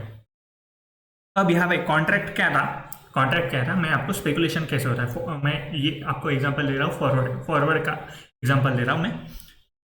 यहाँ पे अब मैंने कॉन्ट्रैक्ट कर लिया, मैं 20 रुपीज़ पर केजी, 20 रुपीज़ पर केजी में मैं ये जो राइस है ये मैं परचेस करूँगा, ये जो राइस है वो मैं परचेस करूँगा। मार्केट में रेट कुछ भी रहो, मैं 20 kg के ये जो राइस है वो मैं परचेस करूँगा। अब ये जो 20 रुपये समझो एक डेट ले लो, एक मंथ बाद की डेट ले रहा मैंने, ये 20 रुपये में मैं पर केजी परचेस करूँगा, 20 रुपये पर केजी में मैं परचेस करूँगा। अब फार्मर ये कॉन्ट्रैक्ट क्यों करता है, फार्मर को क्या लगता है कि ये जो मार्केट में वैल्यू होगी इस बार ये सीजन में, तो ये 20 रुपये से कम हो सकती है, तो वो कॉन्ट्रैक्ट कर लेता है कि मैं 20 में इसको बेचने को तैयार हूँ तो मेरे को ज़्यादा पैसे मिलेंगे। अगर मार्केट में भाव कम चल रहा होगा, मार्केट में आप समझो एक मंथ बाद 15 रुपये पर केजी भाव चल रहा होगा, तो इसको तो ये कॉन्ट्रैक्ट कर लिए तो ये 20 रुपये पर केजी में ये बेच देंगे, इसको 20 रुपये पर केजी इसको मिल जाएंगे। और कॉन्ट्रैक्ट जो है मैंने कॉन्ट्रैक्ट क्यों किया, मार्केट में मेरे को लग रहा है कि मार्केट में एक महीने बाद जो है राइस का भाव जो है ये 25 रुपये चला जाएगा, 25 रुपये पर केजी चला जाएगा। तो मैं ये क्या करता हूँ 20 रुपये से यहाँ से परचेस कर लेता हूँ, 20 रुपये से यहाँ से परचेस कर लेता हूँ और मार्केट में मैं 25 में बेच देता हूँ, तो ये जो है ये मैं यहाँ पे जो है वो यहाँ पे प्रेडिक्शन कर रहा हूँ एक मंथ बाद का, एक महीने बाद का मैं यहाँ पे प्रेडिक्शन कर रहा हूँ कि प्राइस क्या हो सकती है, और उसके वजह से मैं यहाँ पे कॉन्ट्रैक्ट कर रहा हूँ, उसके बेसिस पे मैं यहाँ पे कॉन्ट्रैक्ट कर रहा हूँ। अब एक महीने बाद क्या हो गया, समझो एक महीने बाद जो है प्राइस हो गई 19 रुपए पर केजी, यहाँ पे प्राइस हो गई 19 रुपए पर केजी, यहाँ पे प्राइस होगी। तो मेरे को यहाँ पे इसको 20 रुपए तो देने पड़ेंगे, तो यहाँ पे मेरा नुकसान हो गया, यहाँ पे मेरा नुकसान होगा। तो यही पूरा कंसेप्ट चलता है अपने फ्यूचर्स में। फॉरवर्ड एंड फ्यूचर जो कॉन्ट्रैक्ट होते हैं उसमें यही कंसेप्ट चलता है कि अपन फ्यूचर में एक बेसिस ले, एक डे का एक प्रेडिक्शन लेते हैं कि यहाँ तक वैल्यू जा सकता है और उसके बेसिस में अपन ये कॉन्ट्रैक्ट करते हैं। तो देखो यहाँ पे मेरे को तो यहाँ पे 20 रुपए उसको देने पड़ेंगे, मेरे को तो यहाँ पे उसको 20 रुपए चिपकाने पड़ेंगे, कुछ भी हो। मेरा यहाँ पे 1 रुपए का नुकसान हो गया, मेरा यहाँ पे 1 रुपए का नुकसान हो गया। अब समझो ये कोई भी ऐसा कॉन्ट्रैक्ट ले लेते हैं अपन। अब यहाँ पे अगर राइस नहीं होता एक जनरल कॉन्ट्रैक्ट कर लेते कोई भी शेयर तो उसका अगर वैल्यू एक मंथ बाद कोई भी शेयर का समझो वैल्यू, अब ये कॉन्ट्रैक्ट कर लेता है इसके और कोई भी पार्टी है। अब एक मंथ बाद इनको क्या लग रहा है, कोई भी शेयर है इसका वैल्यू 100 रुपये चला जाएगा। अब भी मार्केट वैल्यू समझो 80 है और इसको लग रहा है कि 100 रुपये वैल्यू चला जाएगा, 100 रुपये वैल्यू चला जाएगा। तो उन्होंने ये कॉन्ट्रैक्ट कर लिया कि अगर 100 रुपये वैल्यू चला गया, 100 रुपये वैल्यू चला गया तो मैं इनको 20 रुपीज़ दूंगा, और अगर 100 रुपये वैल्यू नहीं चला गया तो यहाँ पे 20 रुपीज़ दूंगा। तो यहाँ पे एक सट्टा लगाया गया है, जनरली है सट्टा लगाया गया है कि 20 रुपये यहाँ पे मैं इनको दूंगा। अगर 100 रुपये को चला गया तो यहाँ पे मेरे को मिल जाएगा, या फिर अगर 100 रुपये नहीं चला तो ये इनको चला जाएगा। तो ये स्पेकुलेशन होता है, ये स्पेकुलेटिव बिजनेस होता है। या पूरा फाइनल में पढ़ोगे, अब भी ज़्यादा दिमाग मत लगाओ इसको कि फॉरवर्ड क्या होता है, फ्यूचर्स क्या होता है। आपको अगर शेयर मार्केट में इंटरेस्ट होगा बाद में, पर इंटर पास होने के बाद इंटर पास हो जाओ, आपको समझ में आएगा कि FM के रेशो वगैरह कैसे होते हैं। ये पूरा कैलकुलेशन बहुत अलग लेवल पर चलता है। तो इसकी वजह से मैं आपको ज़्यादा डीप में एग्जाम्पल नहीं दे रहा हूँ, जनरल एग्जाम्पल दे रहा हूँ मैं आपको, कि आपको बस समझ में आए कि सट्टा कैसे चलता है जो मार्केट में। तो इस बेसिस पे ये चलता है पूरा मार्केट में स्पेकुलेशन जो बिजनेस है, तो ये बेसिस पे चलता है। स्टॉक में, कमोडिटी में, सारे जो है वो इस बेसिस पे चलते हैं। अगर आपको बहुत डीप में अंडरस्टैंडिंग लेनी होगी तो आप कोई भी एक फाइनल का लेक्चर देख लो डेरिवेटिव्स का, तो आपको उसमें समझ में आ जाएंगे। या फिर आप शेयर मार्केट से कोई भी रिलेटेड वीडियो देख लो, फ्यूचर्स एंड ऑप्शंस क्या होते हैं, डेरिवेटिव्स क्या होता है, स्पेकुलेशन बिजनेस क्या होता है, उसमें आपको समझ में आ जाएगा। पर आपने PGPP के लिए इतना इंपॉर्टेंट है नहीं, तो इस वजह से मैं इतना ही छोड़ दे रहा हूँ। तो देखो, अब कोई भी ट्रांजेक्शन जो हुआ है, purchase on sale on commodity including stock और शेयर, जिसमें पीरियोडिक सेटलमेंट होता है। अब यहाँ पे देखो, एक महीने बाद जो सेटलमेंट हो रहा है, एक महीने बाद सेटलमेंट होते जा रहा है, तो इसमें वजह से एक महीने बाद सेटलमेंट हो रहा है, फिर पीरियोडिकली, या फिर जब कॉन्ट्रैक्ट खत्म हो रहा है, जब कॉन्ट्रैक्ट खत्म हो रहा है उस दिन पे सेटलमेंट हो जाता है। तो ये जो होता है उसको हम स्पेकुलेटिव बिजनेस बोलते हैं, उसको हम स्पेकुलेटिव बिजनेस बोलते हैं। अब ये स्पेकुलेटिव बिजनेस का जो बिजनेस कैलकुलेशन चल, मतलब अब मेरा एक नॉर्मल बिजनेस भी, मेरा एक स्पेकुलेशन का बिजनेस भी। अब मेरा जो नॉर्मल इनकम है, जो नॉर्मल बिजनेस का इनकम है, वो अपन पूरा का पूरा अलग ट्रीट करेंगे, पूरा का पूरा अलग ट्रीट करेंगे। नॉर्मल बिजनेस जो है, स्पेकुलेशन का बिजनेस मेरा अलग करने का है कैलकुलेशन, और नॉर्मल बिजनेस के प्रॉफिट एंड लॉस का कैलकुलेशन अलग चलेगा, और स्पेकुलेशन के बिजनेस का प्रॉफिट एंड लॉस का पूरा कैलकुलेशन अलग चलेगा। क्यों चलेगा अलग? तो हम set of and carry forward नाम का चैप्टर है, उसमें पढ़ेंगे जो स्पेकुलेशन बिजनेस का लॉस है, जो स्पेकुलेशन बिजनेस का लॉस है वो बस स्पेकुलेशन बिजनेस के साथ ही सेट ऑफ हो सकता है। स्पेकुलेशन बिजनेस का जो लॉस है वो स्पेकुलेशन बिजनेस के साथ ही सेट ऑफ हो सकता है। तो स्पेकुलेशन बिजनेस का अगर लॉस अपन ने अलग निकाल के रखा होगा, तभी अपने को समझ में आएगा कि स्पेकुलेशन का लॉस जो है वो कितना है, और उसके लिए हम set of and carry forward है, इसका डीप में पढ़ेंगे। पर आप इतना याद रखो बस, कोई भी स्पेकुलेशन अगर बिजनेस है, कोई भी स्पेकुलेशन बिजनेस है, तो जो भी नॉर्मल बिजनेस है अपना, उसका कैलकुलेशन पूरा अलग लिखेंगे, और स्पेकुलेशन बिजनेस का लॉस जो है वो अपन पूरा अलग, प्रॉफिट एंड लॉस पूरा अलग कैलकुलेट करेंगे। ये क्यों? For the purpose of set of and carry forward. Set of and carry forward जो चैप्टर है उसमें हम पढ़ेंगे कि ये कैसे वर्क करता है स्पेकुलेशन का लॉस। तो अपने को पूरे जो दोनों बिजनेस है, नॉर्मल बिजनेस और स्पेकुलेशन का बिजनेस, ये दोनों अपन अलग अलग कैलकुलेट करेंगे, अलग अलग कैलकुलेट करेंगे।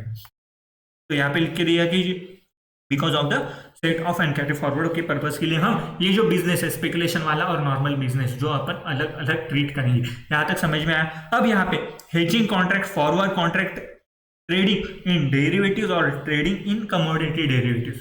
फिर से बोल रहा हूँ, hedging contract, forward contract, derivative, आपको फाइनल में सीखने को मिलेगा। बस इतना याद रखो कि hedging contract, forward contract, trading contract, derivative, commodity derivative, ये जो कॉन्ट्रैक्ट होते हैं इनको हम स्पेकुलेशन ट्रांजेक्शन नहीं माने, not a speculative transaction, not a speculative transaction. तो हेजिंग में क्या होता है, जो लॉस होता है, अपने को लग रहा है कि लॉस हो रहा है, तो ये लॉस जो है अपन कम करने की कोशिश करते हैं। मतलब इधर अपने को अगर शेयर्स बढ़ने का ट्रांजैक्शन पे अगर सट्टा लगा रहेंगे तो दूसरे साइड अपन शेयर गिरने के ट्रांजैक्शन पे सट्टा लगा रहे, ऐसे हेजिंग होता है। या फिर कोई एक्सपोर्ट कर रहे हैं अपन तो अपने को बढ़ रहा है, फाइनल में पढ़ोगे आप, इतना दिमाग मत लगाओ, फिर से अंदर घुस जाऊंगा जो अपने इंपॉर्टेंट नहीं, मतलब एग्जाम पर्पज के लिए आपके बिल्कुल इंपॉर्टेंट नहीं। बस इतना याद रखो कि हेजिंग जो है, हेजिंग कॉन्ट्रैक्ट, फॉरवर्ड कॉन्ट्रैक्ट और ट्रेडिंग डेरिवेटिव्स के कॉन्ट्रैक्ट और कमोडिटी डेरिवेटिव्स के कॉन्ट्रैक्ट, ये आपने हेजिंग सॉरी स्पेकुलेटिव बिजनेस के नहीं आता है। स्पेकुलेटिव ट्रांजेक्शन नहीं मानेंगे, स्पेकुलेटिव ट्रांजेक्शन इसको हम नहीं मानेंगे, समझा इतना? तो देखो हमने बस अब तक चार्जिंग सेक्शन पढ़ा है, सेक्शन नंबर 20। अब बात करते हैं सेक्शन नंबर 29। अब बात करते हैं सेक्शन नंबर 29 जिसमें हम पढ़ने वाले कंप्यूटेशन ऑफ पीजीबीपी। जो पीजीबीपी का कैलकुलेशन है, जो पीजीबीपी का कैलकुलेशन है वो कैसे किया जाता है। अब मैं आपको एक नॉर्मल लैंग्वेज में बता देता हूँ कि पीजीबीपी का जो कैलकुलेशन है, पीजीबीपी का कैलकुलेशन है वो कैसे चलता है, वो कैसे चलता है।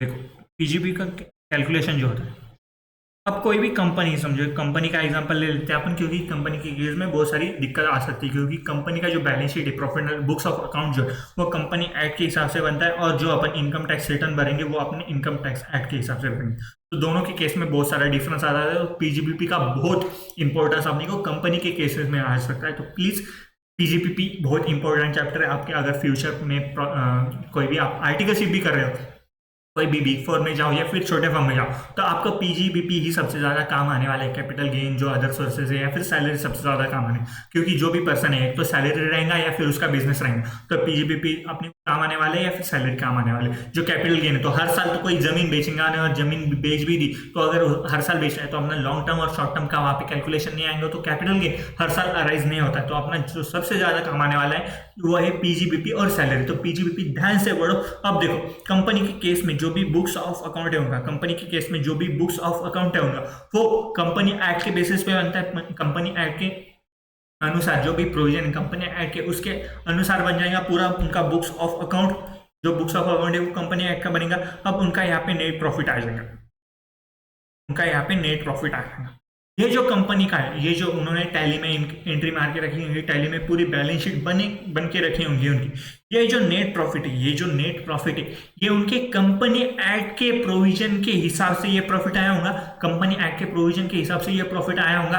अब मेरी बात समझो, अब इनकम टैक्स क्या बोलता है, इनकम टैक्स अपने को टैक्स पे करना है। अब गवर्नमेंट ने क्या बोल के रखा, अगर हमने आपको ऐसे अलाउड कर दिया कि आप कंपनी एक्ट के बेसिस पे पूरा टैक्स कैलकुलेशन करो, अगर कंपनी एक्ट ने बोला कि डेप्रिसिएशन अपने को ऐसे कैलकुलेट करना है और उसके हिसाब से ही आप पूरा कैलकुलेशन कर लोगे, समझो एक ही साल में डेप्रिसिएशन पूरा जीरो कर देने का अगर ऐसे कंपनी एक्ट में बोला होगा, तो यहाँ पे इनकम टैक्स में अपन पूरा का पूरा डेप्रिसिएशन ले लेंगे और प्रॉफिट समझो एक ही एसेट है अपने पास और डेप्रिसिएशन नाम का एक ही समझो एक्सपेंस अपने पास, और जो उतना ही प्रॉफिट आए तो अपना टैक्स ही पे नहीं करेंगे अपन, जो एसएससी वो टैक्स ही पे नहीं करेगा। एग्जांपल ले रहा था, तो ऐसे दिक्कतें आ सकती थी। तो इनकम टैक्स ने क्या बोला, इनकम टैक्स एक्ट क्या बोलता है कि जो हमने प्रोविजन बनाई इनकम टैक्स में, जो हमने प्रोविजन बनाई है इनकम टैक्स में, उसके हिसाब से ही आपको पूरा कैलकुलेशन करना पड़ेगा, उसके हिसाब से ही आपको पूरा कैलकुलेशन करना पड़ेगा, उसके हिसाब से ही आपको पूरा कैलकुलेशन करना पड़ेगा। अब ये कैलकुलेशन करने के लिए इनकम टैक्स एक्ट ने क्या बोला, जो भी नेट प्रॉफिट है आपका कंपनी एक्ट, जो भी नेट प्रॉफिट है आपका कंपनी एक्ट का, वो आपको सबसे ऊपर लेना है। अब इसके हिसाब से आपको इसको छेड़छाड़ करके इससे खेल के आपको एक प्रॉफिट निकालना है और उसके ऊपर आपको पीजीबीपी इनकम का टैक्स निकालना है, पीजीबीपी इनकम का टैक्स निकालना है।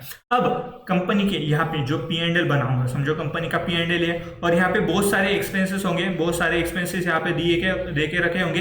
अब कुछ एक्सपेंसेस ऐसे होंगे जो इनकम टैक्स के पर्पज के लिए, यहाँ पे इनकम टैक्स में ये अलाउड नहीं होंगे, वो एज ए एक्सपेंस अलाउड नहीं होंगे, तो ये जो नेट प्रॉफिट है, कंपनी एक्ट का नेट प्रॉफिट जो है वो एक्सपेंस माइनस करने के बाद आया होगा।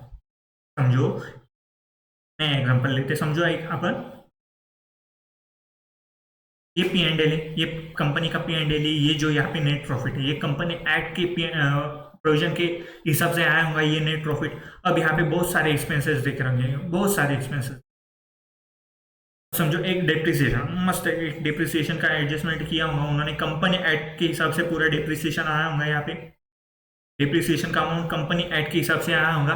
अब समझो अमाउंट भी ले लेते हैं, समझो नेट प्रॉफिट है अपना 200 और यहाँ पे जो है अपना डिप्रिसिएशन है समझो 80 रुपये डिप्रिसिएशन है अपना, 80 रुपये डिप्रिसिएशन। और उसके बाद में अपना ये नेट प्रॉफिट आया होगा, उसके बाद में अपना ये नेट प्रॉफिट आया होगा 80 रुपये कट करने के बाद ये नेट प्रॉफिट आया होगा। अब इनकम टैक्स के हिसाब से डिप्रिसिएशन के रेट अलग है और कंपनी एक्ट के हिसाब से डिप्रिसिएशन के रेट अलग है। अब अगर हमने इनकम टैक्स के हिसाब से डिप्रिसिएशन निकाला, इनकम टैक्स के हिसाब से अगर हमने डिप्रिसिएशन निकाला तो ये जो डिप्रिसिएशन है ये जा रहा है अपना 100 रुपये। ये जो डिप्रिसिएशन है इनकम टैक्स के हिसाब से अपन ने अगर डिप्रिसिएशन देखा तो ये जा रहा है 100 रुपये, पर जो कंपनी एक्ट का डिप्रिसिएशन है वो आ रहा है 80 रुपये, वो आ रहा है 80 रुपये। अब गवर्नमेंट क्या बोलती है, इनकम टैक्स अपने को इनकम टैक्स के हिसाब से पे करना पड़ेगा, इनकम टैक्स के प्रोविजन के हिसाब से पे करना पड़ेगा। अब गवर्नमेंट क्या बोलेगी, 200 रुपये नेट प्रॉफिट है, 200 रुपये नेट प्रॉफिट है। अब ये डिप्रिसिएशन तो तेरे को अलाउड नहीं है, ये डिप्रिसिएशन तो अलाउड नहीं क्योंकि हम इनकम टैक्स पे करने वाले, इनकम टैक्स के प्रोविजन से अपने को डिप्रिसिएशन कैलकुलेट करना पड़ेगा। अब ये जो 200 रुपये ये डिप्रिसिएशन 80 रुपये का डिप्रिसिएशन माइनस करने के बाद ये 200 रुपये आया होगा, तो अपन ये क्या कर रहे थे, ये 80 रुपये ऐड कर देते क्योंकि इसका इफेक्ट अपने को नील करना है, अपने को डिप्रिसिएशन इनकम टैक्स के हिसाब से लेना पड़ेगा। तो कंपनी का जो डिप्रिसिएशन हमने ऑलरेडी लेके रखा होगा वो अपन ऐड बैक कर देते, वो अपन ऐड बैक कर दिया। अब ये जो प्रॉफिट है 280 रुपये जो प्रॉफिट है ये प्रॉफिट आ गया। अब इनकम टैक्स का एडजस्टमेंट अपन इसमें कर सकते हैं। अब इनकम टैक्स के एडजस्टमेंट के लिए अपने को इनकम टैक्स का डिप्रिसिएशन लेना पड़ेगा। अब इनकम टैक्स का अपना डिप्रिसिएशन है 100 रुपये, इनकम टैक्स का अपना डिप्रिसिएशन है 100 रुपये, तो 280 में से अपना 100 रुपये इनकम टैक्स का डिप्रिसिएशन गया, 180 रुपये अपना आ जाएगा पीजीबीपी का इनकम। पीजीबीपी का इनकम इसके ऊपर अपन टैक्स पे कर देंगे, इसके ऊपर अपन टैक्स पे कर देंगे। अब बहुत सारे एक्सपेंसेस होते हैं एक्सपेंसेस साइड में जो अपने इनकम टैक्स में अलाउड नहीं है, जो एज ए एक्सपेंस बोल के इनकम टैक्स में अलाउड नहीं, जो एज ए डिडक्शन बोल के इनकम टैक्स में अलाउड नहीं। अब इनकम टैक्स में डिडक्शन बोल के अलाउड नहीं है, अलाउड नहीं है मतलब अपने को वो प्रॉफिट में, कंपनी एक्ट के प्रॉफिट में अपने को ऐड करना पड़ेगा। अब अलाउड नहीं है तो अपन पूरे इनकम टैक्स के कंपनी एक्ट के जो सारे एक्सपेंसेस है जो अलाउड नहीं हो वो अपन ने प्रॉफिट में ऐड कर दिए। अब प्रॉफिट में ऐड करने के बाद अपने को इनकम टैक्स के हिसाब से जो भी एक्सपेंसेस अपने अलाउड है, इनकम टैक्स के एक्ट के हिसाब से जो भी एक्सपेंसेस अपने को अलाउड है वो एक्सपेंसेस अपने को यहाँ पे माइनस कर देने पड़ेंगे और जो भी प्रॉफिट आएगा वो अपना बन जाएगा पीजीबीपी इनकम और उसके ऊपर अपन टैक्स पे कर देंगे। समझ में आएगा? ऐसा होता है पीजीबीपी का कैलकुलेशन, ऐसा होता है पीजीबीपी का कैलकुलेशन। तो अपने को सबसे पहले लेना है कंपनी एक्ट का प्रॉफिट, जो अपने को क्वेश्चन में देके रखा होगा कि बुक्स ऑफ अकाउंट से इतना प्रॉफिट देके रखा होगा, उसका प्रॉफिट आएगा। अब जो भी एक्सपेंसेस आपने डिसअलाउड है इनकम टैक्स के एक्ट के हिसाब से, जो भी एक्सपेंसेस आपने डिसअलाउड है वो एक्सपेंस बोल के आपने इनकम टैक्स में अलाउड नहीं है, एक्सपेंस बोल के अलाउड नहीं है आपने इनकम टैक्स में, तो अपने को वो ऐड कर देने पड़ेंगे। अब वो ऐड कर देने के बाद अपना प्रॉपर प्रॉफिट आ गया। और जो एक्सपेंस आप एक्सपेंस बोल के अलाउड है, जो इनकम टैक्स में अपने को एक्सपेंस बोल के जो भी डिडक्शन अपने को ले सकते हैं वो अपन माइनस कर देंगे एक्सपेंसेस और अपना आ जाएगा पीजीबीपी का इनकम। ये होता है इनकम टैक्स पीजीबीपी कैलकुलेशन। अब यहाँ पे उन्होंने देख रखा है तो पीजीबीपी का कैलकुलेशन, जो पीजीबीपी का कैलकुलेशन है वो अपना जो है प्रोविजन 30 सेक्शन नंबर 30 से चलेंगे 43D तक अपने को पीजीबीपी के पूरे कैलकुलेशन करने पड़ेंगे। जो भी अलाउड है डिसअलाउड है वो सारे एक्सपेंसेस अपने सेक्शन नंबर 30 से चालू हो जाते हैं और सेक्शन नंबर 43D तक अपने को पूरा पीजीबीपी पढ़ना है। अब यहाँ पे देखो एडमिसिबल डिडक्शन मतलब क्या है, जो भी डिडक्शन अपने को अलाउड है, जो भी डिडक्शन अपना अलाउड है वो अपने 30 to 37 में अपने को देख के रखे। एडमिसिबल डिडक्शन मतलब ये अलाउड है। अब ये अलाउड है और ये लेके रखे होंगे अपने पीजीबीपी में, अपने कंपनी एक्ट के समझो ये जो एक्सपेंस है ये अलाउड है, ये अलाउड है तो ये अपन ने यहाँ पे लेके रखे होंगे ऑलरेडी कंपनी एक्ट के हिसाब से, और ये अलाउड है तो ये ऐड करने की जरूरत है कि नहीं, क्योंकि ये ऑलरेडी अलाउड है और उसका इफेक्ट हमने ऑलरेडी दे के रखा है। तो ये प्रॉफिट में, ये जो प्रॉफिट में ये अपने को ऐड करने की जरूरत नहीं है यहाँ पे, ये अपने को ऐड करने की जरूरत नहीं है यहाँ पे, क्योंकि ये अलाउड है ऑलरेडी, इनकम टैक्स के हिसाब से भी अलाउड है और कंपनी एक्ट के बैलेंस शीट में भी P&L में भी अपन ने वो अलाउड बोल के ही माइनस कर दिए। तो इसका जो एडमिसेबल है, जो एज अ इनकम टैक्स के हिसाब से पर्पस है और कंपनी एक्ट के हिसाब से जो भी सेम आ रहा है अपन वो डिडक्शन फिर से ऐड बैक नहीं करेंगे, अगर उनका इफेक्ट प्रॉपरली देख रखा हो तो उसको अपन फिर से ऐड बैक नहीं करेंगे। जैसे जैसे सेक्शन आएंगे वैसे वैसे आपको और क्लियरिटी आ जाएगी। एडमिसिबल डिडक्शन मतलब ये अलाउड नहीं है अपने को, तो ये ऐड बैक करने पड़ेंगे और जो इनकम टैक्स के हिसाब से वो अपने को बाद में लेस करने पड़ेंगे। अब एक्सपेंसेस और payment not deductible and certain cases, certain circumstances में जो होते हैं वो पेमेंट और जो एक्सपेंस वो अलाउड नहीं होता है। समझो 10,000 के ऊपर कैश पे कर दिया, 30,000 के ऊपर जीटी कैश में कैश पे कर दिया, ऐसे ऐसे अलग अलग सर्कमस्टांसेस होते हैं जिसमें अपने को वो डिस अलाउड करना पड़ता है। तो डिस अलाउड करने के बाद वो अपने को ऐड बैक करना पड़ेगा, प्रॉफिट में अपने को ऐड बैक करना पड़ेगा। उसके बाद में प्रॉफिट चार्जेबल टू टैक्स आ जाएगा और उसके बाद में कुछ अदर प्रोविजन अपन पढ़ेंगे, कुछ अदर प्रोविजन अपन पढ़ेंगे। तो ये हमारा जो है पीजीबीपी का कैलकुलेशन ऐसे होता है कि अपने को नेट प्रॉफिट लेना पड़ेगा। नेट प्रॉफिट जो भी अलाउड नहीं है एक्सपेंसेस, जो भी अलाउड नहीं है एक्सपेंसेस अलाउड नहीं, वो अपने को ऐड करने पड़ेंगे, और जो भी अलाउड है एक्सपेंसेस वो अपन लेस कर देंगे इनकम टैक्स में, और जो भी प्रॉफिट आ जाएगा अपन टैक्स पे करेंगे। आज का लेक्चर अपन यही समाप्त करते हैं, मिलते हैं नेक्स्ट लेक्चर में। वीडियो पसंद आए तो जरूर लाइक कर देना और दोस्तों के साथ शेयर कर देना। पीजीबीपी इंपॉर्टेंट चैप्टर है, तो प्लीज मिस मत करना है चैप्टर। हर एक एडजस्टमेंट इंपॉर्टेंट है, जहां भी लगे आपको डीप में समझाना है वो वहां में आपको डीप में समझाऊंगा। तो प्लीज चैनल सब्सक्राइब कर देना और दोस्तों के साथ शेयर कर देना। मिलते हैं नेक्स्ट वीडियो में। Thank you so much guys.